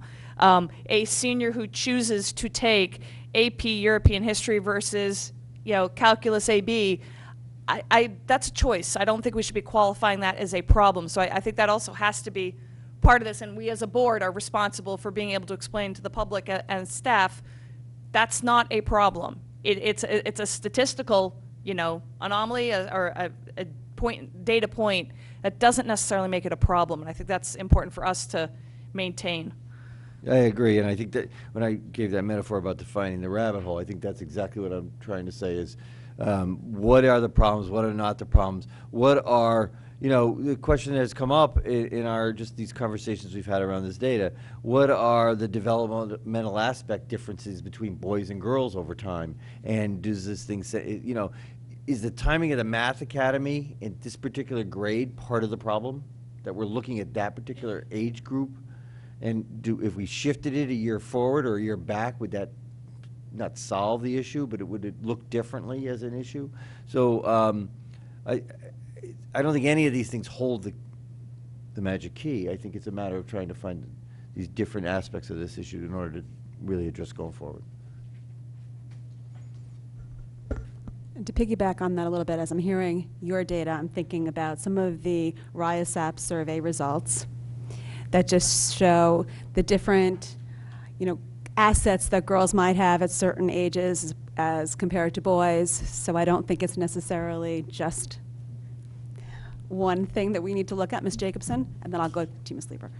Funny you should mention that, because Fairfield Cares did just, happen to have a conversation with our superintendent around developmental assets, and we are also looking at gender discrepancies in terms of community gender gaps and things that our students have reported. So it's a whole list. This hopefully becomes a community broad and familial conversation, because it's there too. And we didn't even talk about that, so we must be on the right track. Ms. Leeper. I feel like I'd be remiss if I didn't. I just peppered you guys with questions, and I apologize. But the STAR data is telling us that our kids are arriving to you guys with these gaps. So you are being charged to close the gap that a lot of our kids are showing up with, right? Like in first grade, we're already seeing these gender gaps in ELA and in math already, and they're persisting. So that's like a little, it's not a gap of anybody's making. And so I just wanted to make sure to point that out in case it didn't come across. But also we're not closing them. So, and I'm wondering, I'm sure you guys have all read the research on young children and the types of toys girls get exposed to versus boys, and how that can have long-term impacts. But then also Mrs. Jacobson mentioned something that I think is curious or interesting about parent override into these math accelerated programs. I wonder, what's the N on that? How many students do we have in that group? And then what is the achievement of those students once they're there? Because if it's just, if it's comparable with their peers who were tested in or identified through the formal criteria, then maybe we need to evaluate our criteria. And then also I just had the thought, specifically with Math Academy, which kind of brought this issue to light, what if we had, with the seats, if we have any seats available this year, which hopefully we won't, but if we do, could we open up a process for which parents to enter their child in to go through some sort of alternative selection process? I don't want to create a nightmare for you guys, but just something to think about, because maybe we're missing something in our identification process. That's all. Ms. Jacobson? Promise. And I don't expect an answer on this as well. And I'm just curious, since piggybacking on Mrs. Lieber's comment, since they're showing up in these standardized testing results, the research behind those assessments themselves, as they were referenced when they were created, I'm not expecting you to go look at every single validity and reliability study behind SBAC and SAT and all of that, but was there a difference in the assessment itself that's underlying some of these results? That is a possibility, and I don't know, but that could be a part of this. And so again, we always say, I know many conferences, it's one data point, we look at children holistically, not only just from this one test, but so again, I do think it's a lot about the identification and the tools that we're using. So I don't really want you to tell me what all of that research is behind all those assessments, but I am kind of curious, if they're at 5 years old and we're already seeing a difference, is that really a social construct, or is it possibly part of the assessment itself? So. Last question. More of a statement. I feel almost guilty that oftentimes these conversations happen around the idea of girls being left behind in math and science. But also what this data is telling us is that boys are getting left behind in ELA. And left behind is not quite the right way to frame it, but their achievement on average is lower. And so I think that's also just as important, and not to over-focus only on girls' achievement in math and science. And just make sure we're having a balanced conversation. That's all. And I didn't mean to rush you, Ms. Sleeper, and it would be wonderful if we could just have a long conversation on just instruction and education, but we have a full agenda and we need to get on to environmental testing. The old standby. Thank you so much for the presentation and your work on this.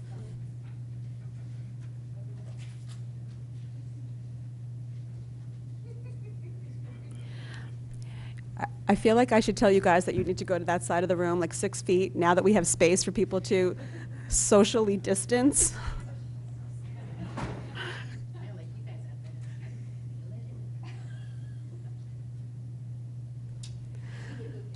You want to move down, Tricia? All right, Mr. Cummings. All right, so I can go quickly through the environmental testing because there really is no update on this.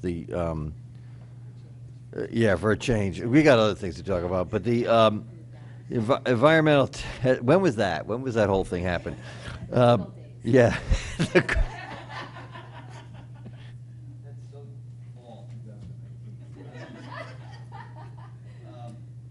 So what we've got is the town is working with our LEP, Tie and Bond, on remediation plans for the remaining sites, the Mill Hill, the McKinley, the couple small sites at Osborne Hill, the one back by the baseball field. So we have not, I haven't seen it, I'm looking at Mr. Papageorge, I don't think we've seen any updates.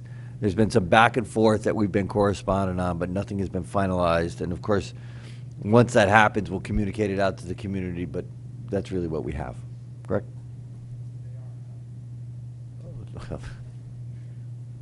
Okay, so that email I wasn't on.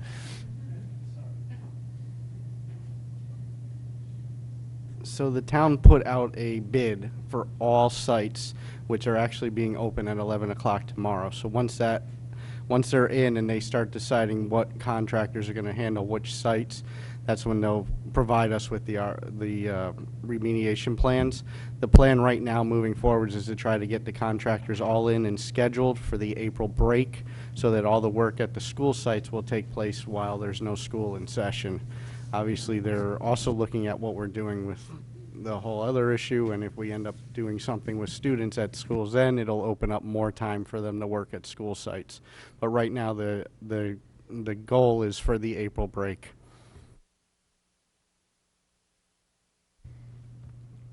Thank you. Want me to go to the next one? Mrs. Gerber? I'm sorry, just, so you mentioned that the Osborne Hill is the field in the back? As I recall now, there was that little drainage Right, that little area. drainage, Yep. but what's going on with the front? I believe, Is that just because I drive by there like 10 times a day, Yeah. and it still looks like there's like little pieces of snow all over the front, so. Correct. So what they did over that break a while back, you'll remember, is they hit the highest spots that were required by state to get hit right away. We had 90 days to take care of those sites. So when part of the Osborne is the backfield, and what will also include finishing cleaning up the front area. Thank you. Mrs. Max Canelli? So does that explain why the pace stopped cold? So that at first it was an urgency thing, and because we weren't putting those out to bid, so I mean they were getting addressed, and then it just seemed like it stopped. Yes, working with the town now has a environmental lawyer involved, and we have DEEP buy-in on it. So we've been working with the town, and the town's been working with the environmental lawyer and DEEP to make sure we're following all the proper steps and procedures to clean up the sites. Yeah, the process has got more complicated through that. And any update on Ludlow? No, we sent the OSHA report out end of last week, and that's really I want to say the end of it, but we continue to monitor. Mr. Papageorge, the maintenance crew, continues to monitor conditions at Fairfield Ludlow, not only in that lower level, but based on some of the concerns that were out throughout the building, and we'll continue to work. Mr. Hatzis has been very responsive to the needs of his staff, and will continue to respond. If something else comes up, we're going to be right back on top of it. Any other questions about the testing? Okay, moving on. Okay, so I'll get into the details of this if kind of a response in a second, particularly if there's questions. I think the thing that I want to emphasize in talking about the coronavirus or the COVID-19 is, as I mentioned, we had a meeting yesterday with First Selectwoman and her staff, the chiefs of fire and police, Mr. Cleary and his staff from the health department. And then we were on the 5 o'clock call with the governor and a lot of the chiefs and his administration. The messaging from both those meetings is very clear.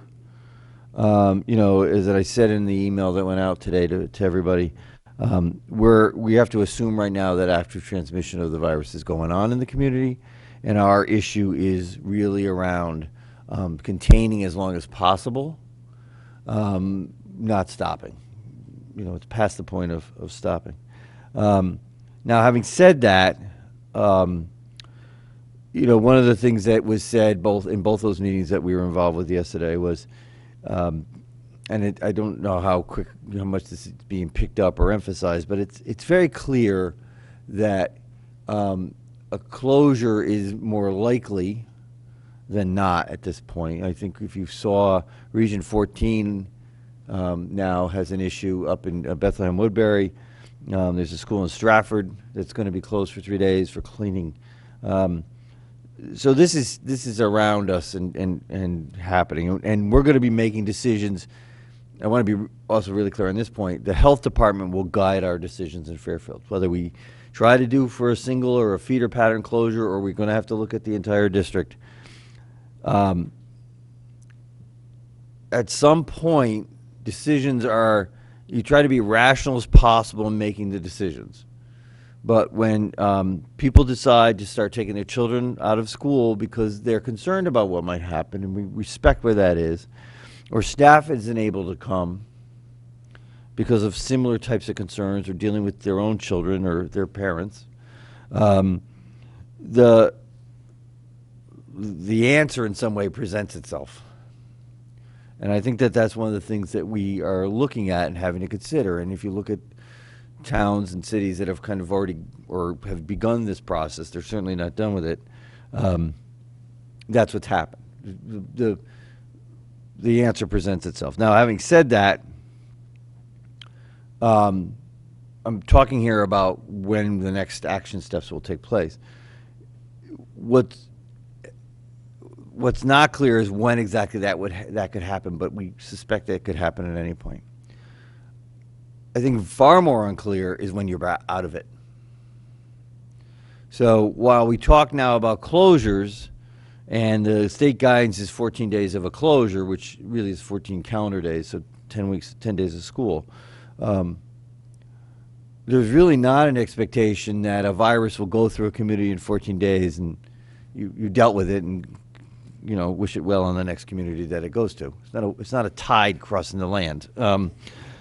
So the idea of closing, the bigger question around closing is honestly, when do you reopen? And how long are you going to be closed? And that is the great unknown. That is really the concern that drives us. So I want to be clear in our communications to you and to the public that if the last couple days are any indication, this is going to be our lives. Like, this is where we are. This is what we're going to be dealing with, because this presents so many issues to us on very practical matters, as well as a lot of issues around just dealing with people's concerns and fears. And it's going to take the time of staff to fully give its attention to those issues. And I don't know how this is going to play out. Now, I canceled, we're going to have a 3-hour district improvement steering committee this afternoon. I canceled that not because there were going to be 100 people in the room. No, there were not. But the 3 hours that I had to give to that meeting, I couldn't give today. We have another meeting, 2 meetings scheduled actually at the last full week of March. I don't know what's going to happen to those meetings. right? So I don't know, like, big things, what's going to happen to the progress of the district improvement plan. This is just to give you one example. The curriculum work. We canceled the work, common assessment that we were going to do yesterday with the elective area leaders, because we were concerned about pulling subs into the building when we already know that we're starting to get taxed around those types of issues. So how this plays out and how it impacts the overall work of the district, what I like to call the progress of the district, is an unknown. I don't know how long we're going to be closed. And, we said in the communication today that we're going to reassess in April and get answers back out by April break. And people are saying to me, well, we've made some conversations today. I mean, the administrators are here for 4 hours today working on planning. Maybe we'll postpone that to after break. Maybe we'll postpone that after break. And every time I say that, I say, but there's no guarantee it's going to happen then either. I mean, these are the things that we have to, the very practical things we have to deal with. So let me stop for a second, see if there's questions, and then I want to talk about the waiver process as well as anything else you want to talk about. Mrs. Gerber. Just one thing, a couple of people have asked me, and I just wanted to clarify. So in the letter you sent out, it said, we just assume that it's here. It's not a matter. But it's an assumption based simply on the fact that there are other nearby towns, people who took the train. There is no, and I know the answer, I'm just kind of putting it out there. There is, no one's tested positive for the coronavirus in Fairfield that we know of. To my knowledge. Okay. When we met yesterday, Mr. Cleary said that he went into that meeting having cleared with the state that as of yesterday afternoon, nobody in Fairfield had tested positive for the. So when I heard yesterday after that meeting that somebody else in Connecticut, I said, well, it's not Fairfield. Not Fairfield. It turned out to be in Bridgeport, but it's not in Fairfield. So that as of yesterday, absolutely not.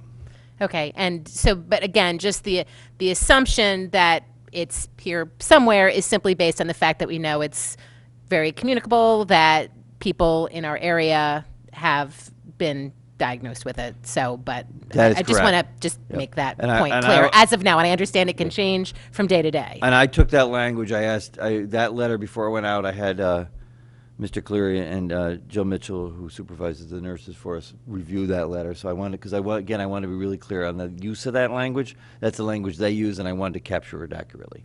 Okay, thank you. Mrs. Maxinelli. Lots of voices out there, and one of them, which I have to ask, is what exactly is it thought is going to be achieved by closing the schools? Because our children are not going to go into quarantine. And so there's a certain aspect of this that feels, and I understand it's not your call, we're being directed by the Board of Health, but there is a strong part of this that feels like we're being asked to do something because we need to do something, and in fact it will remedy nothing and dramatically impact a tremendous number of lives. These kids are still going to be getting together. There are no directives to quarantine. There are no closures of businesses. There are no closures of malls. I mean, I don't know exactly, of course, what the digital component of the schooling will be, if there's going to be times of the day where they're supposed to be in front of the computer. I haven't, if my son knows this, he has, as usual, failed to tell me that. But I just throw out there that it's a little bit frustrating because it's once again, schools are being asked to cure an issue of the community, and I'm not so positive that closing is going to do that. And so we'll just stay closed until someone gives an all clear sign, and now education has been dramatically impacted, and that bothers me. And I don't know if you even have an answer to that, but I had to say it. I think it's because that the government has limited options in what it can do to stop the transmission of the disease, and one of them is the schools. The town side is making, similar, well, even at the state level, the governor's doing what he can with the state workforce, limiting the sizes of groups. Again, he can't stop private organizations. He can't close restaurants. He can't do those things. Those more draconian measures, as it were, I suppose, would take an extraordinary level of need out there, right? But yes, the schools are being asked to be the moat, part of the moat on this issue. The proximity of school, the conditions within school, the communal eating, the communal classrooms, these are all conditions that promote, in a sense, the spread of anything, obviously, for any of us who've had children and continually pick up things. But yes, this is a porous defense. Porous. Right. And we're part of it because we are a government agency in that sense, but other things will happen. Yeah, and so just a final comment. It's the feeling like we have to do something to do something. And just as with I wouldn't want our leadership looking for problems in gender data where there aren't problems, this a little bit feels like we have to do something because we have to do something, and talk about very limited bang for the buck, and yet, again, what an impact. So again, sharing my frustration. I recognize it's not directed at you, but I don't like being asked to do something just to do something, and I perceive it as being incredibly ineffective to achieve the goal.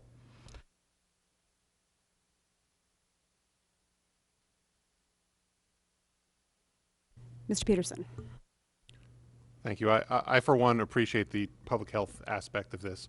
I do think that we owe the community a responsibility to do what we can as an organization to help stem the spread if we can, understanding that it is going to come, and it may be best for the public health system in the country to weather it at a slower pace rather than all at once.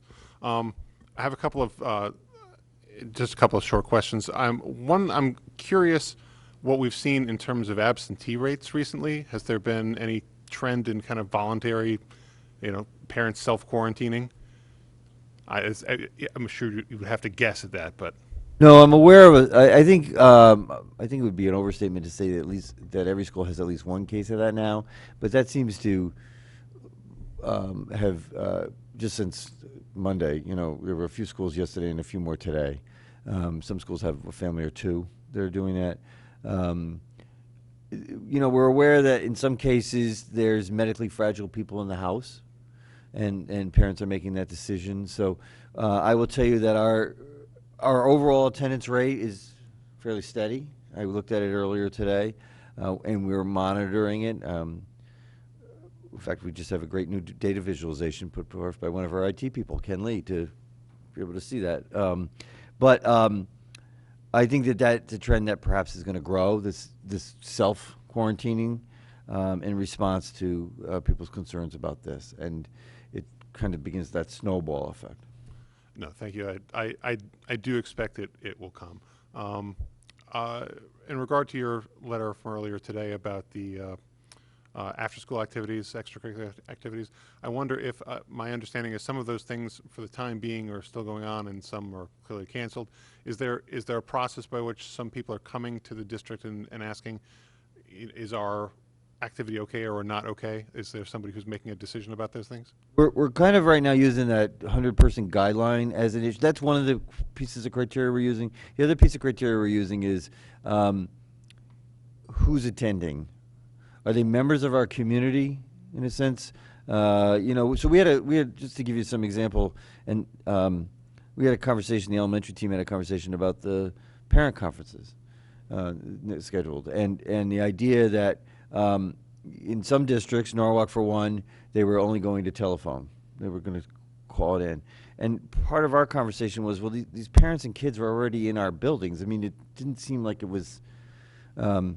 So we're looking at those types of deciding factors at this point. The other thing we did was, and this was part of the conversation yesterday with the town officials, we made a decision that we were going to stop having outside groups use our facilities, but we also didn't think it was fair that, particularly our church groups who meet on Sunday, that they get this notice in the middle of the week and not have an opportunity to congregate and decide collectively, or at least communicate where their next step was going to be. So we're going to let them know this, but we're trying to also be good neighbors.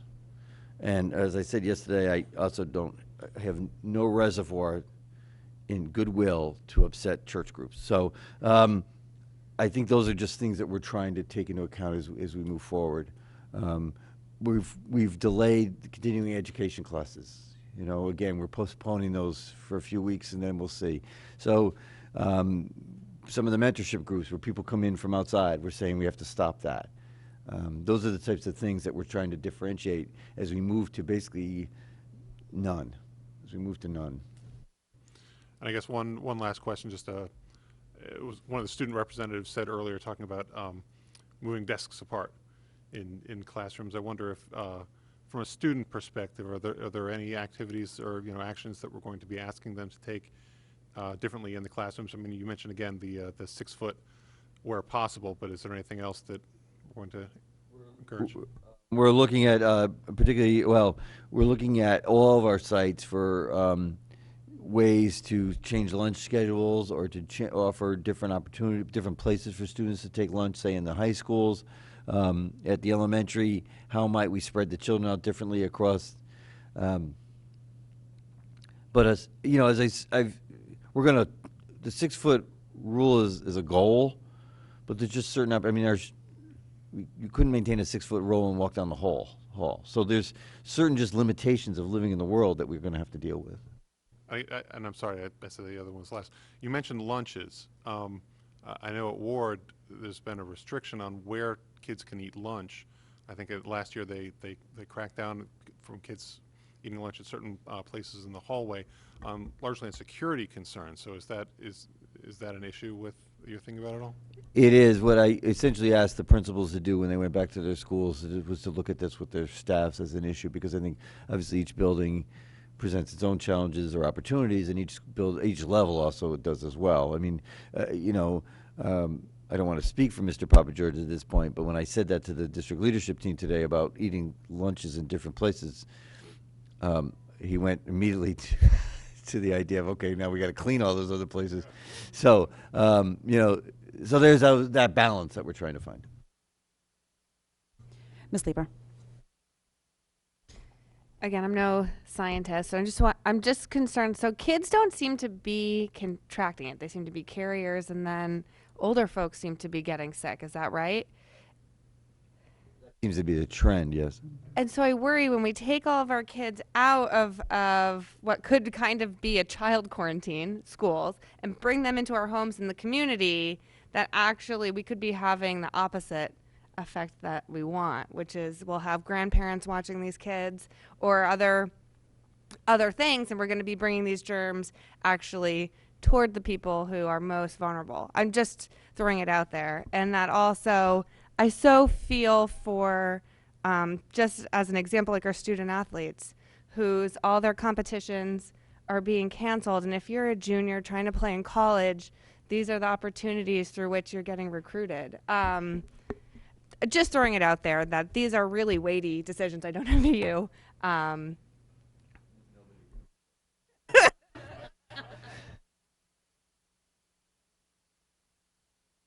Mr. Asa. So, to a couple points from the message today, I know you said you're going to get to the waiver, but jumping ahead a little bit, there's been some communication. So Chromebooks are being used in the middle school and high school, but now there's talk about using Chromebooks at the elementary level. And I'm just curious if you can touch on, since I'm assuming we don't have enough Chromebooks for everybody, people are being asked if they have access to a Chromebook. But could you just explain for those of us, or for parents like myself, who have, for example, all Apple computers at home, if my kid or a kid out there that doesn't have specifically a Chromebook, will they be able to access that, or do they need to identify themselves to the administration? No, really the advantage of the Chrome browser and the interface around Google Docs is you can use it on any really machine. We at my house, we use it on a Windows machine. So it's not necessary that they have a Chromebook. I think what might be getting lost in that request is the question is, do they have access to technology? Okay, so does somebody have access to the internet, Wi-Fi, technology, but they can, as long as they can use a Google Chrome browser, they can access what they need. Correct. Ms. Jacobson. I appreciate that you're going to be meeting further with staff during this week and after school on Friday. But just for particularly middle and high school students, I know there's a lot of questions about the schedule. Are teachers literally going to be in front of them on a screen? I know there's angst about keeping up with curriculum, obviously, especially in classes that are really heavily instruction oriented, like AP Chem, like Algebra 2, like those classes that you can't just like necessarily read and do your annotations but really need. So I think there's just at some point needs to be some communication with the students about how this is logistically all going to work and what this means for their courses. Because if we're out for a really long time, I don't know if we can expect for them to teach themselves AP Chem with just worksheets from their AP Chem teacher. So, and what that means for our end of year, depending on how long this goes, because we may need to consider some adjustments to the end of the year.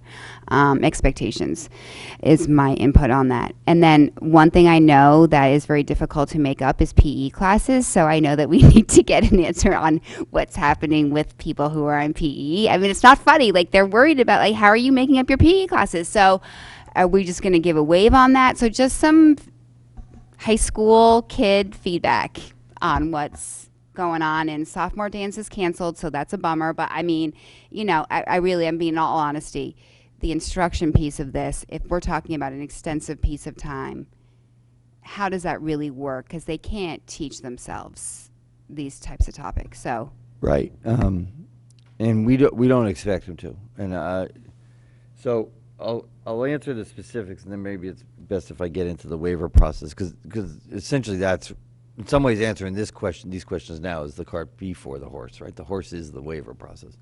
I will tell you that as the staff have been working on this, that issue of longevity and how long we can go, how long they can go, and maintain a rigorous curriculum, how long they can maintain those supports is kind of our open-ended question. You know, a course like AP, to some degrees, has an advantage because there's a tremendous amount of online materials and resources and additional things you can get to support an AP Chem or AP Push or something else. Other courses are going to present their own unique challenges. So these are just general thoughts what we're having right now, and we are working right now on guidelines. We've spent the morning actually in level teams revising these, a core document by level. So there's an elementary, a middle, and a high.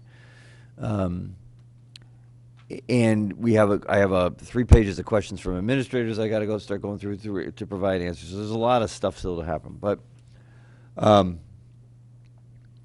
those documents would provide guidance to parents and teachers and students about kind of how things are going to work. There's an awful lot of online resources that have been collected and curated by our LMS and our tech integrationists that are ready to be deployed. Some of those that are familiar with students, some of those that may not be.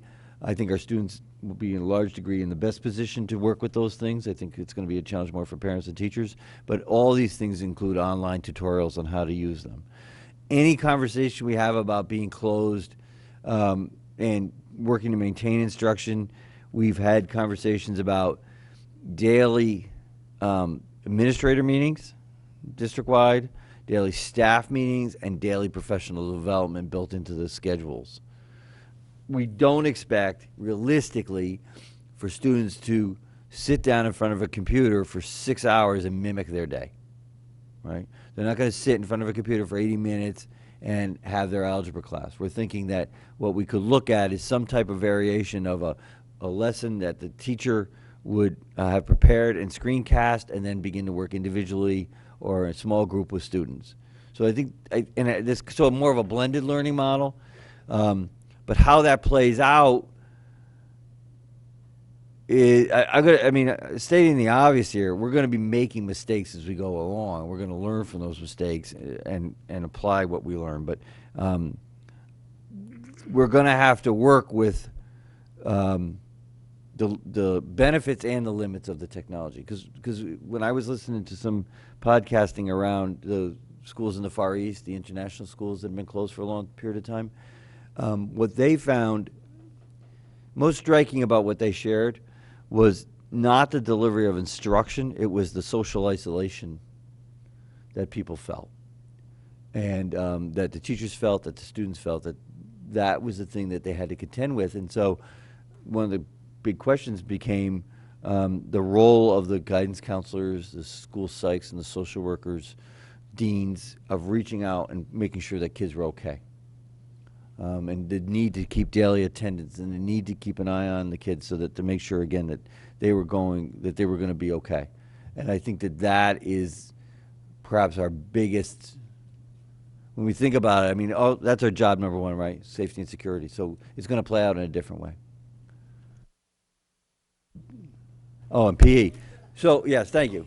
So we have teachers who've come forward. We have every department has really come up with a lot of great creative ideas. PE, the idea for PE right now is that they could hold PE classes online. They could screencast out exercises, yoga, different types of things, and have students engage in that work at all grade levels. So there will be no makeup for PE classes. We believe that. Actually, I don't want to say anything is easy, but that would be one of the things that we can provide to students. Mrs. Gerber.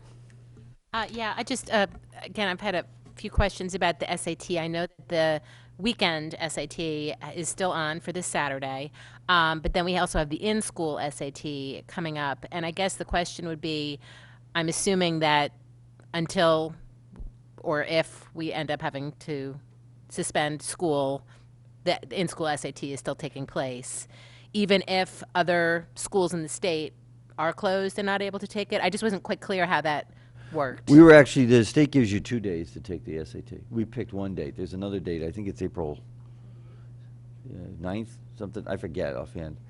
So we picked the earlier date. Okay, so if there is an issue, we could always take it. Well, yeah, potentially. In April, I think that. I think the state. I mean, it's not just going to be us, right? Connecticut's obviously not alone in this. So the SAT, the AP, those other types of things are going to come up, and this starts to become a national issue. Correct, and I guess so. And I know my recollection is with the AP is that that's just one day, and you don't take it that day, you don't take it.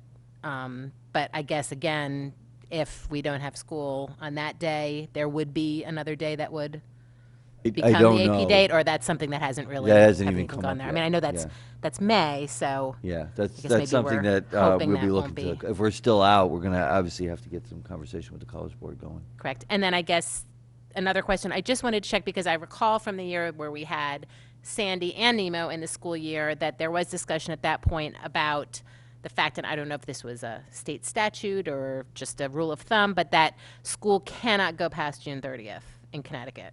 That's correct. Okay, so basically counting up the days, so if we ended up having to go to June 30th, and if we took away April break, that's 14 school days.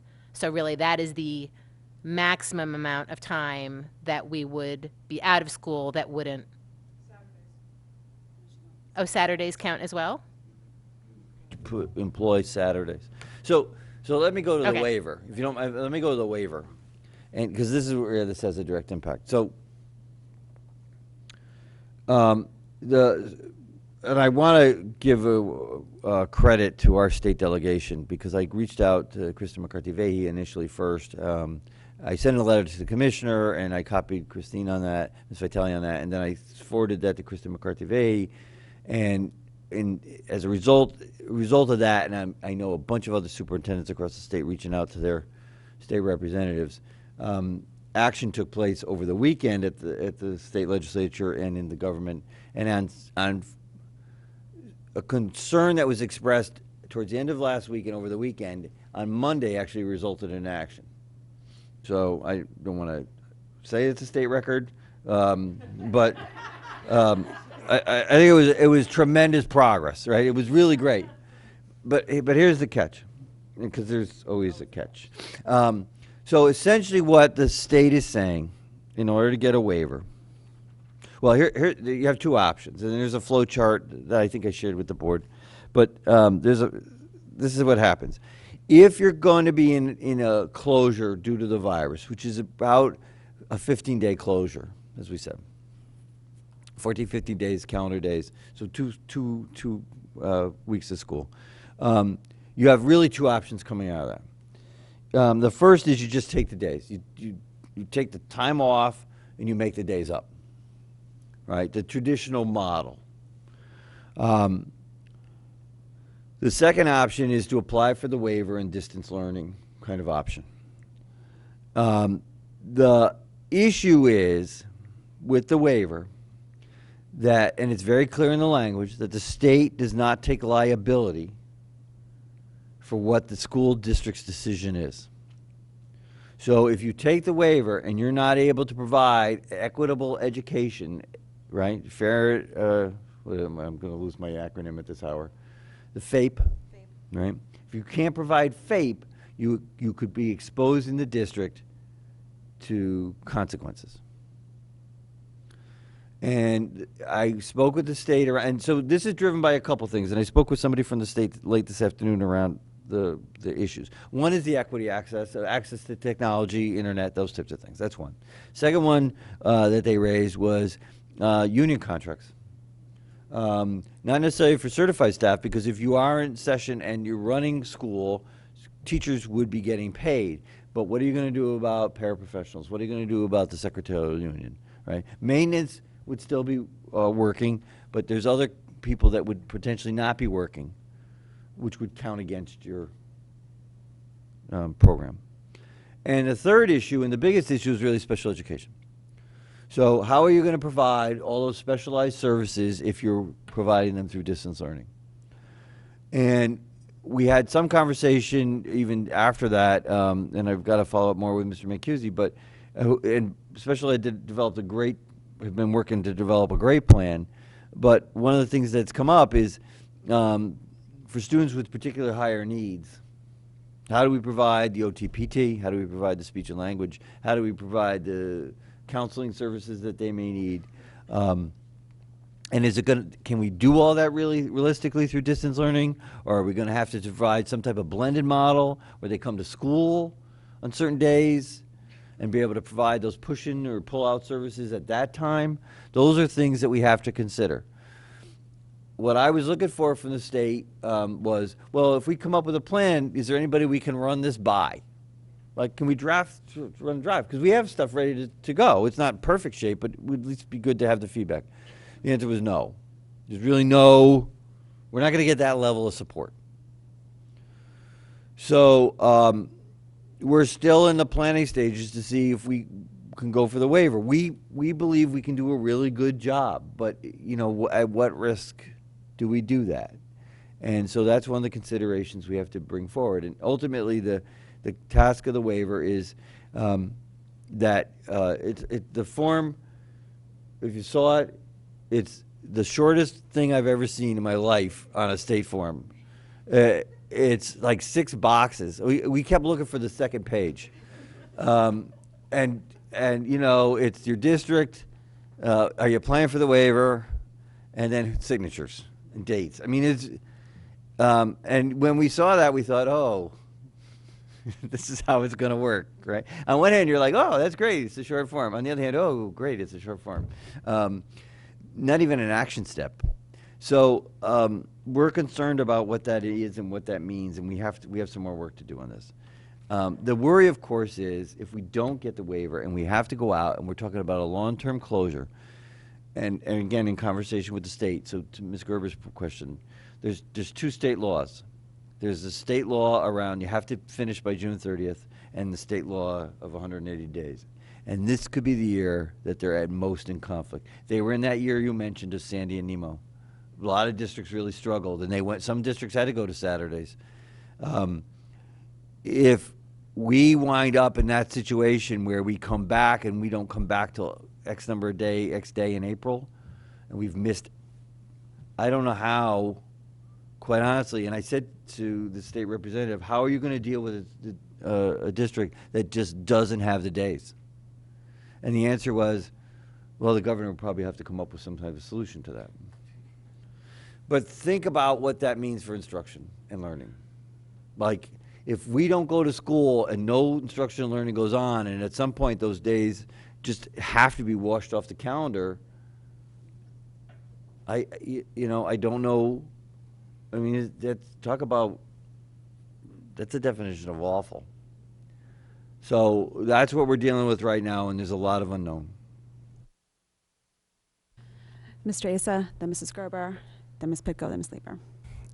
So with regard to the waiver, and I apologize if you had stated this already, but is this something we can apply for in advance of a potential closure, or do we have to wait for the closure? And if we do, if the waiver is granted days later, would it be retroactive, or would those first few days while they're deciding count against us? The way I understand it would work, you could apply in advance, and if you don't need to use it, you don't need to use it. Or you could apply while you're, and then you happen to go out. You can't go to distance learning and start counting those days until the waiver is granted. So you could potentially be out a day or two, and those would be days you had to make up, and then the waiver could kick in, and from then on you could start counting again. There's a number of scenarios that play out around how that's organized and counts. So when can the waivers start to be submitted? I could do it tonight because it's so short, but really right now they could start being submitted now. Okay, and is that your intent to go ahead and submit and start this process and then wait for them to come back and say what the supplemental information they need from you once they receive that 6-box form? They're not going to tell us what they need. That's the black hole. That you give the waiver and then they'll say, okay, the State Board of Ed actually has to approve this, and they're coming up with some process so they can do that without having to meet like on the first Wednesday of April. But they don't. By basically saying to us, we assume all liability. There's really no. It's not like applying for a grant. There's no review process really that I can tell. There's no healthy review process. So I think that's our concern, and we have to have more conversations about, making sure that we're really comfortable with what we can deliver, so that we can withstand any concerns.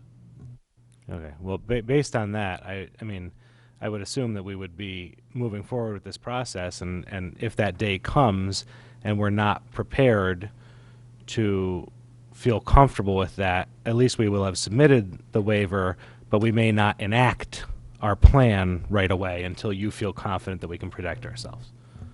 Yes, I think that gives us a couple options. I mean, I will tell you that I've been, from the moment this thing became, this thing was still on the horizon when we started thinking about this. From that moment, and honestly, until yesterday, I had no idea how this might play out as options.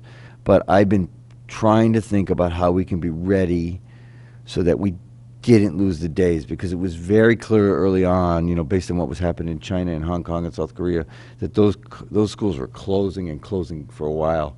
And the thing that worried me from the very beginning was the integrity of teaching and learning and how we might be able to maintain that. And so we'll do the prudent thing, but I think we have to keep trying. Okay. And just lastly, I just want to say, really on what you just touched on, I want to thank you and your team for getting on this and getting on it early. I know we had discussions about this in some meetings weeks ago, and I just applaud you and the administration for trying to stay ahead of it in what is a very uncharted territory, and look forward to supporting your efforts moving forward.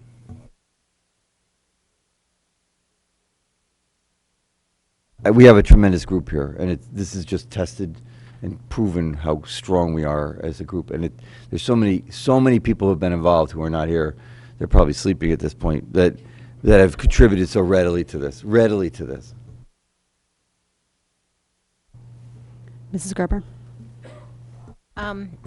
Well, part of my question, Mr. Asa asked, and I guess the question is just in terms of the waiver process, is there any sense of between submission and response, what that timeline is? I mean, I assume at some point there's going to be a fair amount of bottleneck if, many districts decide to, especially if you can apply before you've closed, you think some districts may decide, well, I'm going to get ahead of it. So if there's any sense, and you may not have any sense, so I just. The only thing that I learned today that I didn't know, and I don't think, maybe I just missed it in the memo, but was the idea that the state board would have to approve it.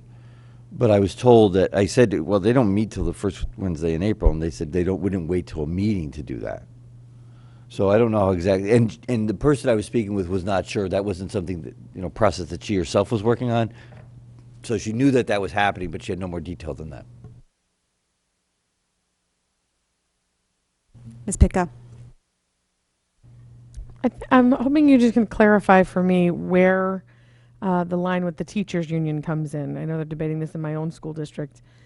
If we say go out for 2 weeks and we don't do the distance learning and we're going to make up the time, the 14 days, then the teachers aren't working until the 14 days we make up, correct?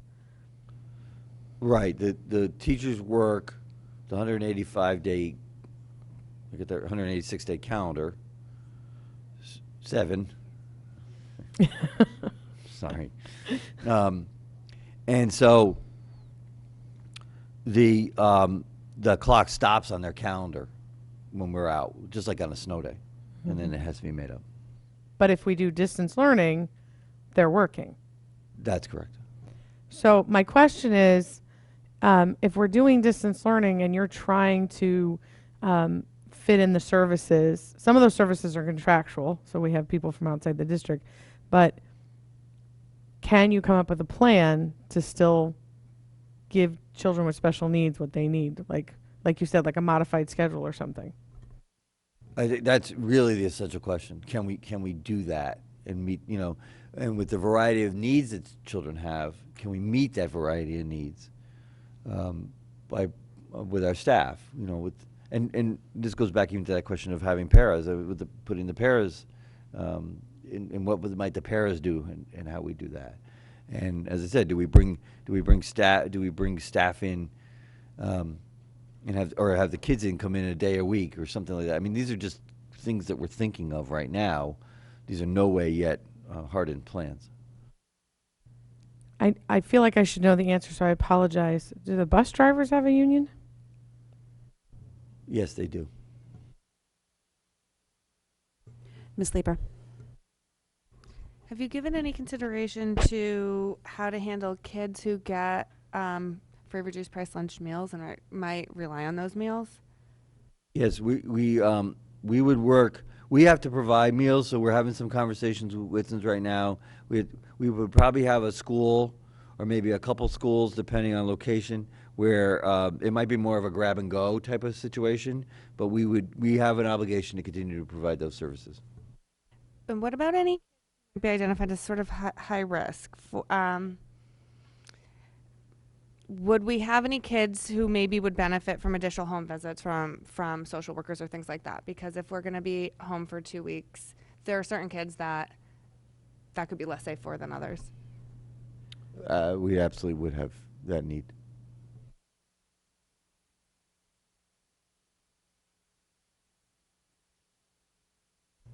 Any other questions?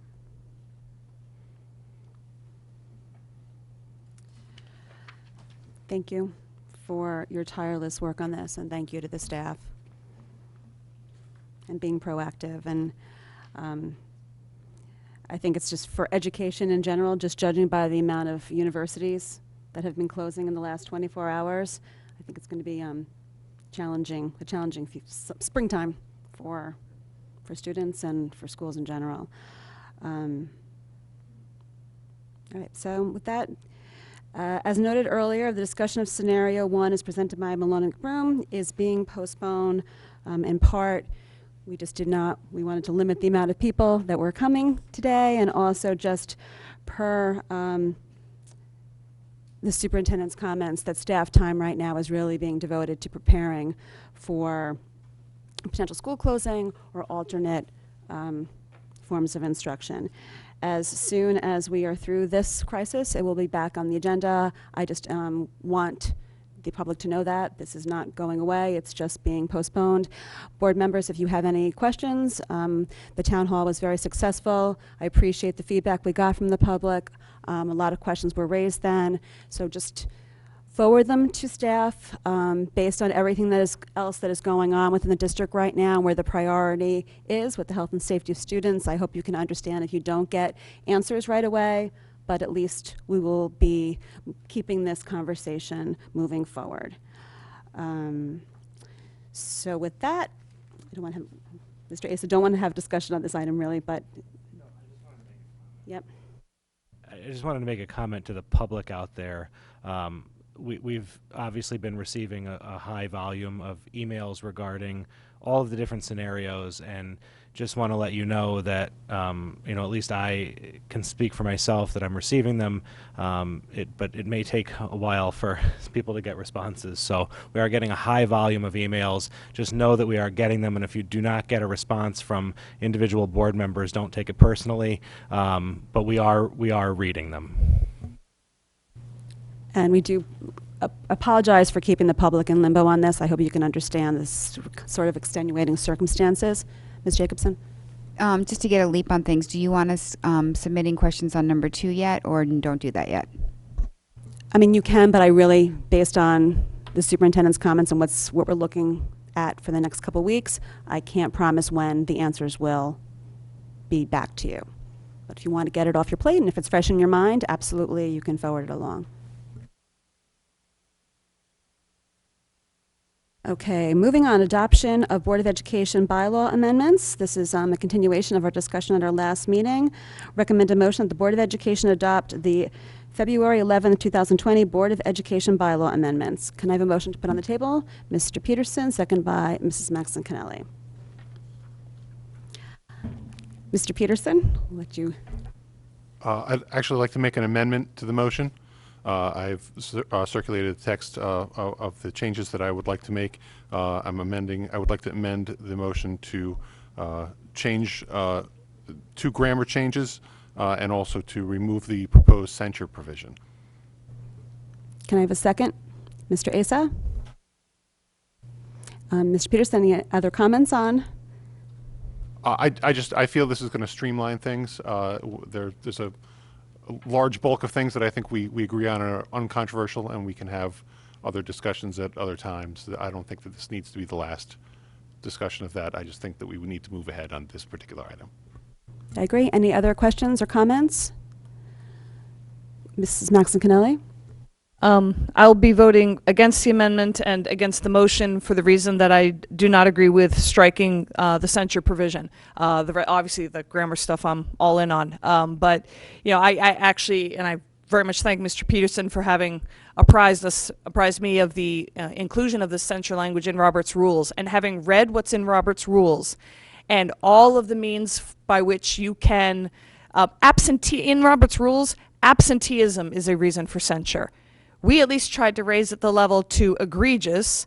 We raised it from majority to 2/3, and we made sure that it had to be bipartisan, all of which I think make for a more robust and strict definition before we apply censure to one of our fellow board members for a future board.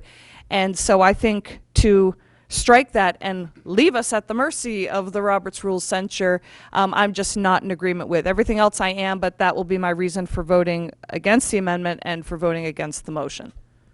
Thank you. Any other? Mrs. Gerber?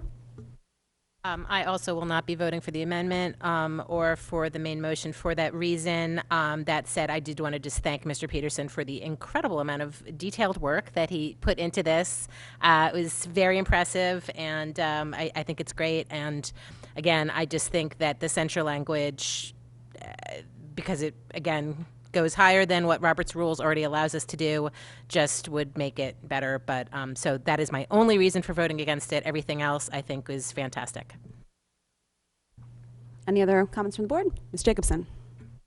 I just have a question for Mr. Peterson on his amendment. Is there a particular reason why you had a change of heart, or can you just share your thoughts on why you made a motion to amend to remove that provision? Well, as I said in my initial comment on this, I would have hoped to create more consensus on that particular motion. I certainly did not want to create division when I wrote it. I think we could have an extensive discussion about this at this point, and I'm not sure that I would change any minds. I do believe that this is a provision that we could benefit from. I don't think this needs to be the last time we discuss it, but I think for now we can close the book on it and move on and work on it in the future if need be. Mrs. Maxinelli? And that said, if, having educated ourselves about Robert's rules, if the board chooses to vote down the amendment because now there is more agreement and understanding of censure, I would put the amendment of the first and the third bullet point back on, get those grammar changes in, and vote on it all told with the censure language included. I'm just saying that would be one path forward, but I don't know if, I obviously have been on board with this from the jump, so that's something I'm throwing out there to the people who voiced concerns. And I do hear Mr. Peterson's point as well about this is the kind of thing you'd like to have a lot greater consensus about.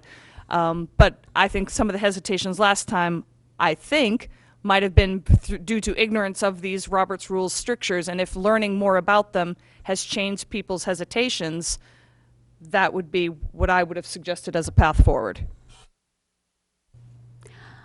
I will be supporting the amendment, and I think that we should take action on the grammar changes right now.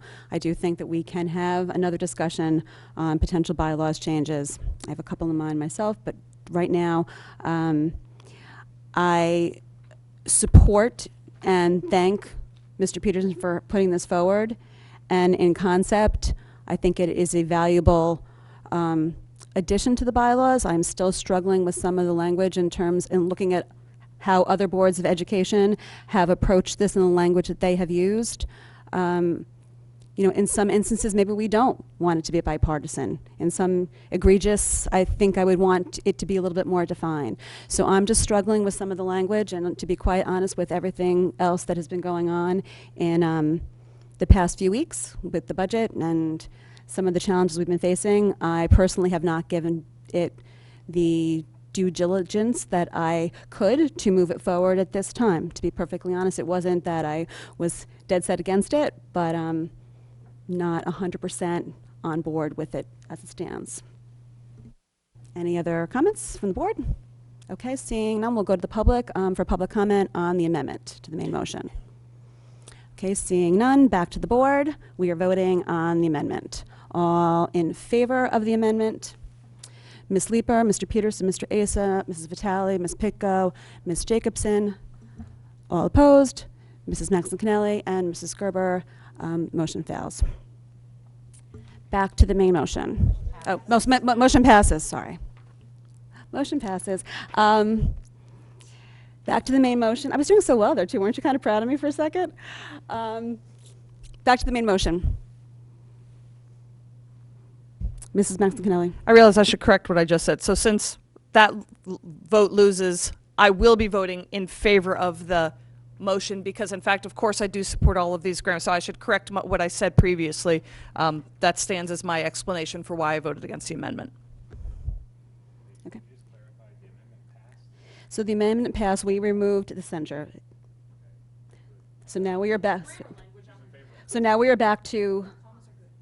We are back to just having the change to the bylaws, which was some of the language changes and the grammar corrections. And specifically the title changes. The title to the changes officers. to the officers. Any questions, comments? Okay, seeing none, to the public on the main motion. No public comment, back to the board. All in favor? Ms. Leeper, Mr. Peterson, Mrs. Maxinelli, Mr. Asa, Mrs. Vitale, Ms. Pitko, Ms. Jacobson, all opposed? Mrs. Gerber, motion passes. What are we, 7-1? Thank you. Okay, first read of policies. I apologize to the board. One of these policies, the pandemic, epidemic emergencies, Actually, I'm going to ask the board if you would move this forward for action based on the circumstances we are now in. That will require a 2/3 vote. So can I have a motion? Mrs. Maxcanelli, seconded by Mr. Asa. Mrs. Maxcanelli, any comments on this? Any questions? Just to put it on. Okay, all in favor of adding it to the agenda? Okay, motion passes 8-0. All in favor, all opposed? Motion passes 8-0. Mrs. Maxcanelli? To add it, to prove it. Second, Mr. Peterson. Mrs. Maxcanelli, any introduction or discussion? No, board received word last Thursday that we were looking to do a one and done on this, especially because we don't have a second meeting in March. We did not want to wait till April to make some of these language changes, so I have not received any questions in advance, but any questions here at the board table? Mrs. Gerber? Yes, I just wanted to clarify, and I apologize for not submitting this in advance. I meant to and then just got sidetracked. At the bottom of the page under response, it says, in the event anyone within the school is discovered or suspected by a licensed medical professional to have a communicable disease that may result in an pandemic, that person shall be immediately separated from other individuals and observed until further medical examination.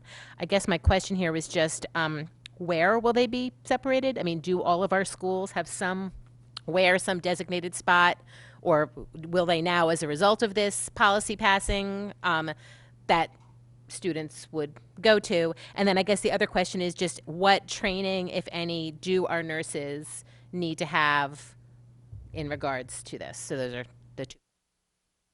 The first came up in policy, and Ms. Deasy can correct me if I'm wrong, but I believe essentially what came out in policy was the nurse's office is what they have, and that if something of a different nature is known and recognized and is being looked for in another means, whether it's a conference room or something, I mean, we did actually talk about that in policy, but the fallback position was the nurse's office. The second question I cannot answer. I don't know if Mr. Cummey, if I can punt. Yes, and I'll receive. So in this particular case, for example, our nurses have gone through training to identify the symptoms of this disease. So I have full confidence that our health department would properly prepare their professionals to be aware of what those symptoms would look like. Any other questions? Okay, going to the public. Ms. Maxcanelli. And just as a reference, and Ms. Deasy is here to confirm that all of the language in red came from Cabe. So that this was not district related. We got this as recommended language. That's correct. Okay, thank you. Seeing no more questions, we'll go to the public. Any members of the public like to give comment on this? Seeing none, back to the board. All in favor? Motion passes 8-0. Back to the first read of the other policies. Any comments about the other policies that we're reviewing for first read? No. Okay, any questions? Okay, if you have any questions, please forward them to Mrs. Maxcanelli before our next meeting. Yes, Mrs. Maxcanelli? Just want to be on the record as being accurate. Mr. Peterson has accurately corrected me, and just so that Ms. Deasy would never be on the hook for this statement, on that pandemic policy on page 2, at the very bottom of the page, the inclusion of the language and subject to board approval, that was the one addition that came from the policy committee. We felt very strongly that something of a radical nature is something that the board needed to own as well, as since it's impacting the community, and that while we're doing it in consultation and at the recommendation of the superintendent, that the board would ultimately be voting. And so I just thought I should clarify that that was not Cabe recommended language, that was our addition. Thank you for that clarification. Thank you very much. No other questions about the policies? Okay. No. Just again, as always, it's going to be a month out, so please hold on to your language. A reminder, you will not be getting a second draft of this. So this is your draft to look at, to read over. Some of this is, well, first of all, one is brand new policy.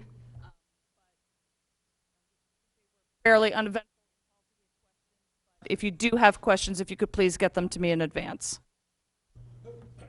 Okay, approval of minutes. Recommend a motion that the Board of Education approve the BOE regular meeting minutes dated 1/28/2020 and 2/11/2020. Ms. Picco, seconded by Ms. Jacobson. Any questions or comments? Seeing none, all in favor? All opposed? Motion passes 8-0. Superintendent's report. Do you have anything lleft for us after all that? Just a couple quick things on the district improvement plan because I carry hope with me every day. We had to suspend. We had a meeting planned with the Perceptive parents on this Thursday night to get feedback on the district improvement plan. So we've suspended that because we had a turnout that would have potentially exceeded the recommended number of people in a room. We completed the parent survey, and we had almost 500 respondents to that. So the members of the steering committee are wrestling with a load of data around that, as well as the teacher survey data, which we already had. So that's, as I think I've said before, our work over the rest of this month is really to understand what the data is telling us and to begin to shape that into kind of the themes, I think, of where the district improvement plan will go. We've got a good sense of a lot of the things that we're going to do. I mean, we're not stopping the current work and starting a whole bunch of new work. There'll be work continuing. But how thematically what we need to do to improve services across the district. And the social emotional needs of students is one of those themes that's coming up. I met with Fairfield Cares, as was alluded to earlier, around some ideas of how we begin to approach that work and to do that collaboratively. And that was a very productive meeting. I got a lot to do out of that meeting alone, but it was very productive in terms of how we can really organize together and be mutually supportive. Another major theme is diversity and equity, and how we become more conscious of that work, of those concerns in our own work as in the Fairfield Public Schools. And the third theme is really around communication.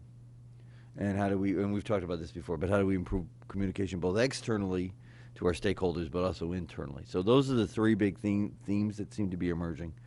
And then the other thing that I just wanted to add is to make you aware that we are moving forward on the transportation contract, the bus transportation contract. This has been, I think a comment was made earlier, but in response to a number of concerns with new administration on the town side, there's new policies and practices in place about how things have to occur. And this contract, which never before had needed town approval, now does require town approval because it has the private bus contract as part of it, and that is paid for by the town, the non-public, I should say. So that is going forward to the Board of Selectmen. March 16th, they have a meeting, I think is the date. That should be approved on the agenda for the March 16th Board of Selectmen meeting. So I just wanted to make you aware because we haven't talked about that, and that's really been the issue with that. And that is it. So I don't know if there's any questions. Any questions, Mr. Asa? Just to piggyback on the transportation contract, I will say that I was involved in a meeting with on this and feel very confident that the award is appropriate and the numbers are correct, and I fully stand behind it.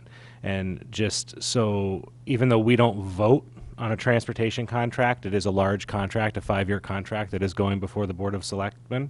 So I would just say if anybody has any questions, to forward them to Mr. Cummings, but it will be assumed that when this contract goes before the Board of Selectmen that it has our board support.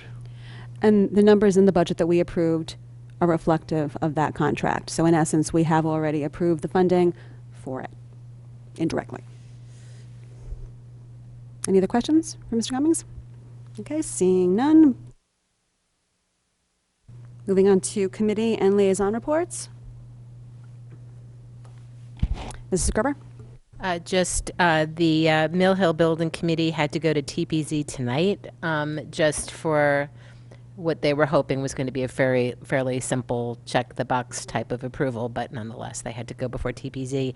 And then tomorrow, they are going before the Board of Finance with their additional funding request. And Mr. Quinn told those of us, I don't know if you were CC'd on the email, said that due to the coronavirus, we did not need to attend the meeting, that he would report back to us afterwards. So we didn't have to have a big crowd at the Board of Finance meeting. So just wanted to share that. I was going to suggest that he send Mr. Lee to that meeting and he stays home. Yes. I'm trying to think of liaison reports. I went to the Board of Health meeting. Really don't have anything to add that Mr. Cummings has not. At our meeting, at that point, the second Connecticut resident had been identified. The Board of Health did not know where that person lived, so the information that was shared, did not know last night. It seems, was it last night? It seems like it was such a long time ago. And really just all town bodies are really working to get on the same page and have supports in place for the public moving forward. And Department of Health is meeting with conference calls with both national and state officials. And we are taking our guidance from them. Board of Selectmen voted on our budget. I think everybody knows that we were reduced. Thankfully, a good portion of that, $800,000, we are hoping will remain in a savings in the health insurance line item. There was also some savings, hopefully, in fuel, thanks to some changes in the market early yesterday morning. We are looking at $600,000 right now to the operating budget, which, if that moves forward through other town bodies, we will need to adjust in May. Anything to add to that, Mr. Cummings, or was that? It was good. Okay. So, any other committee reports? Ms. Jacobson. Really briefly, obviously, still watching everything that's happening at the state level right now. In terms of the delegation, I have communicated with several members of our state delegation on items that are of particular interest, especially special ed co-ops, some other bills and things. So I am communicating with them. So obviously, if you have any concerns or questions on any of these things, please let me know. And just keeping a watch as things move forward at this point still.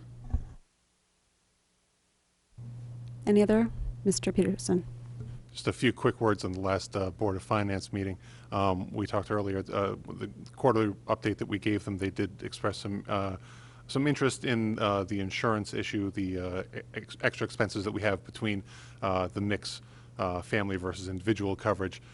That came up a lot, and some other points that we had discussed earlier. I did want to say one of the interesting takeaways from that meeting, there was a consultant who came in to discuss the similarities towns that have AAA bond ratings in Connecticut have, their financial conditions.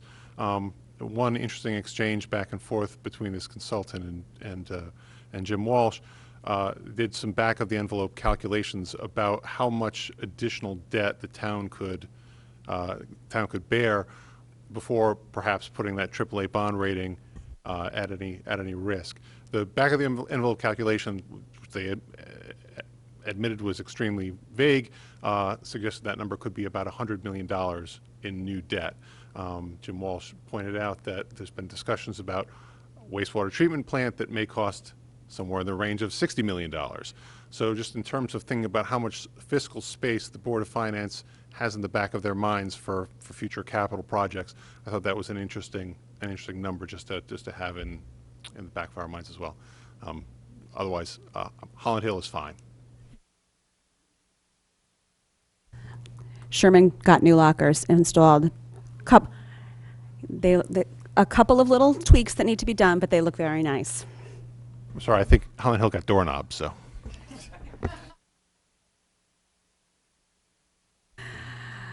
Open board comment. Mrs. Maxon-Cannelli. I unfortunately have to share the devastating news that our Odyssey of the Mind state tournament has been canceled. Outright, no makeup possibilities. They have no other site. They are having it at Southern Connecticut, and they can't move that, so it has been canceled. I've been hearing there's some word about them trying to figure out some teams to send to Worlds. I have no idea how that could possibly impact our elementary schools.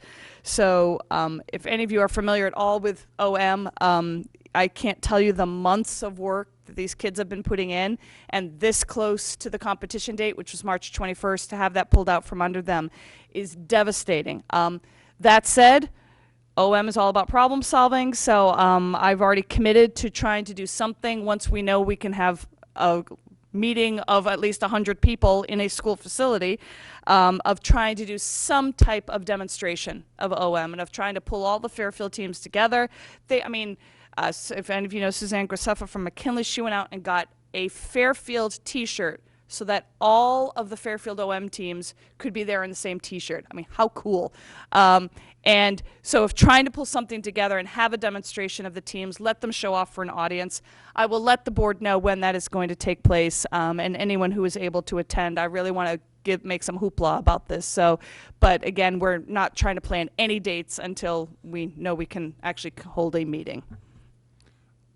Mr. Peterson. I want to jump on that a little bit because I was thinking, I have a son who's in the school play at Tomlinson, which now is in some jeopardy, although they're still practicing, I understand. I wonder if, along with obviously the mine, if there might be some opportunities for live streaming performances without audiences. I know the Fairfield Ward Music Department has been live streaming concerts. We recently live streamed townwide the a cappella festival. I think that was a big success. Even if there's no audience, I know it's not quite the same, but it would be a performance for posterity's sake. Mr. Asa. I'd just like to take a moment, really quick, regarding the virus and the potential school closings, just to remind everybody here in the public and everywhere that in times of crisis, our town, our state, our country comes together. And I think now is a very important time for our community to rally together, support each other. And God forbid we are faced with closing the schools for 2 weeks or longer. I think it's more important than ever for everybody to be kind and supportive to each other, not cast judgments, throw stones, deem decisions irresponsible. They will be what they will be, and we need to follow them and support each other. And if you have a neighbor that is in need, you help them. If they're quarantined, you drop something on their doorstep, whatever it is. But now I ask the community at large, the Fairfield Public School community, the families, the parents, the kids, to come together and unite, and we will get through this, as difficult as it is. Ms. Pitko? I know Mrs. Rotelli's watching from home, so I hope she feels better. Mrs. Gerber? And Mr. Issa already brought this up earlier this evening, but I did just want to really thank Mr. Cummings and his staff for the great communication, just really staying on top of it. There's been a lot of really complimentary, buzz out there about the information that people have received. Obviously, there's a wide range of, emotions that people are feeling about this, but I think the consensus is definitely that, when it comes to information regarding the schools, that they are being kept on top of things, and I do really appreciate that. I share that sentiment. I think that the community really has been coming together, and I'm really confident that we will get through whatever the coming days will bring us. And I thank you for all your hard work on this, and to the staff who are hopefully not watching right now, but please share the board's thanks about the work through the budget season. It's been a very, very challenging year, and staff has really handled it with grace and being very receptive to the board's concerns and our questions. And since I don't necessarily know we will be having a meeting next, I wanted to share that. Mrs. Manson-Canelli. I apologize. This is really the denouement of the meeting, but I did want to thank Mrs. Brown, and I hope everyone noticed that you do have your newly printed Board of Ed handbooks, and I wanted to thank her for the work on that, for distributing it to you. I hope people get a chance to take a look. Again, very, very offshoot, but I did want to say thank you. Okay. Public comment. Any members of the public like to come forward? Okay. Seeing none, motion to adjourn. Mr. Asa, seconded by Ms. Leeper. All in favor? It is unanimous. We are adjourned.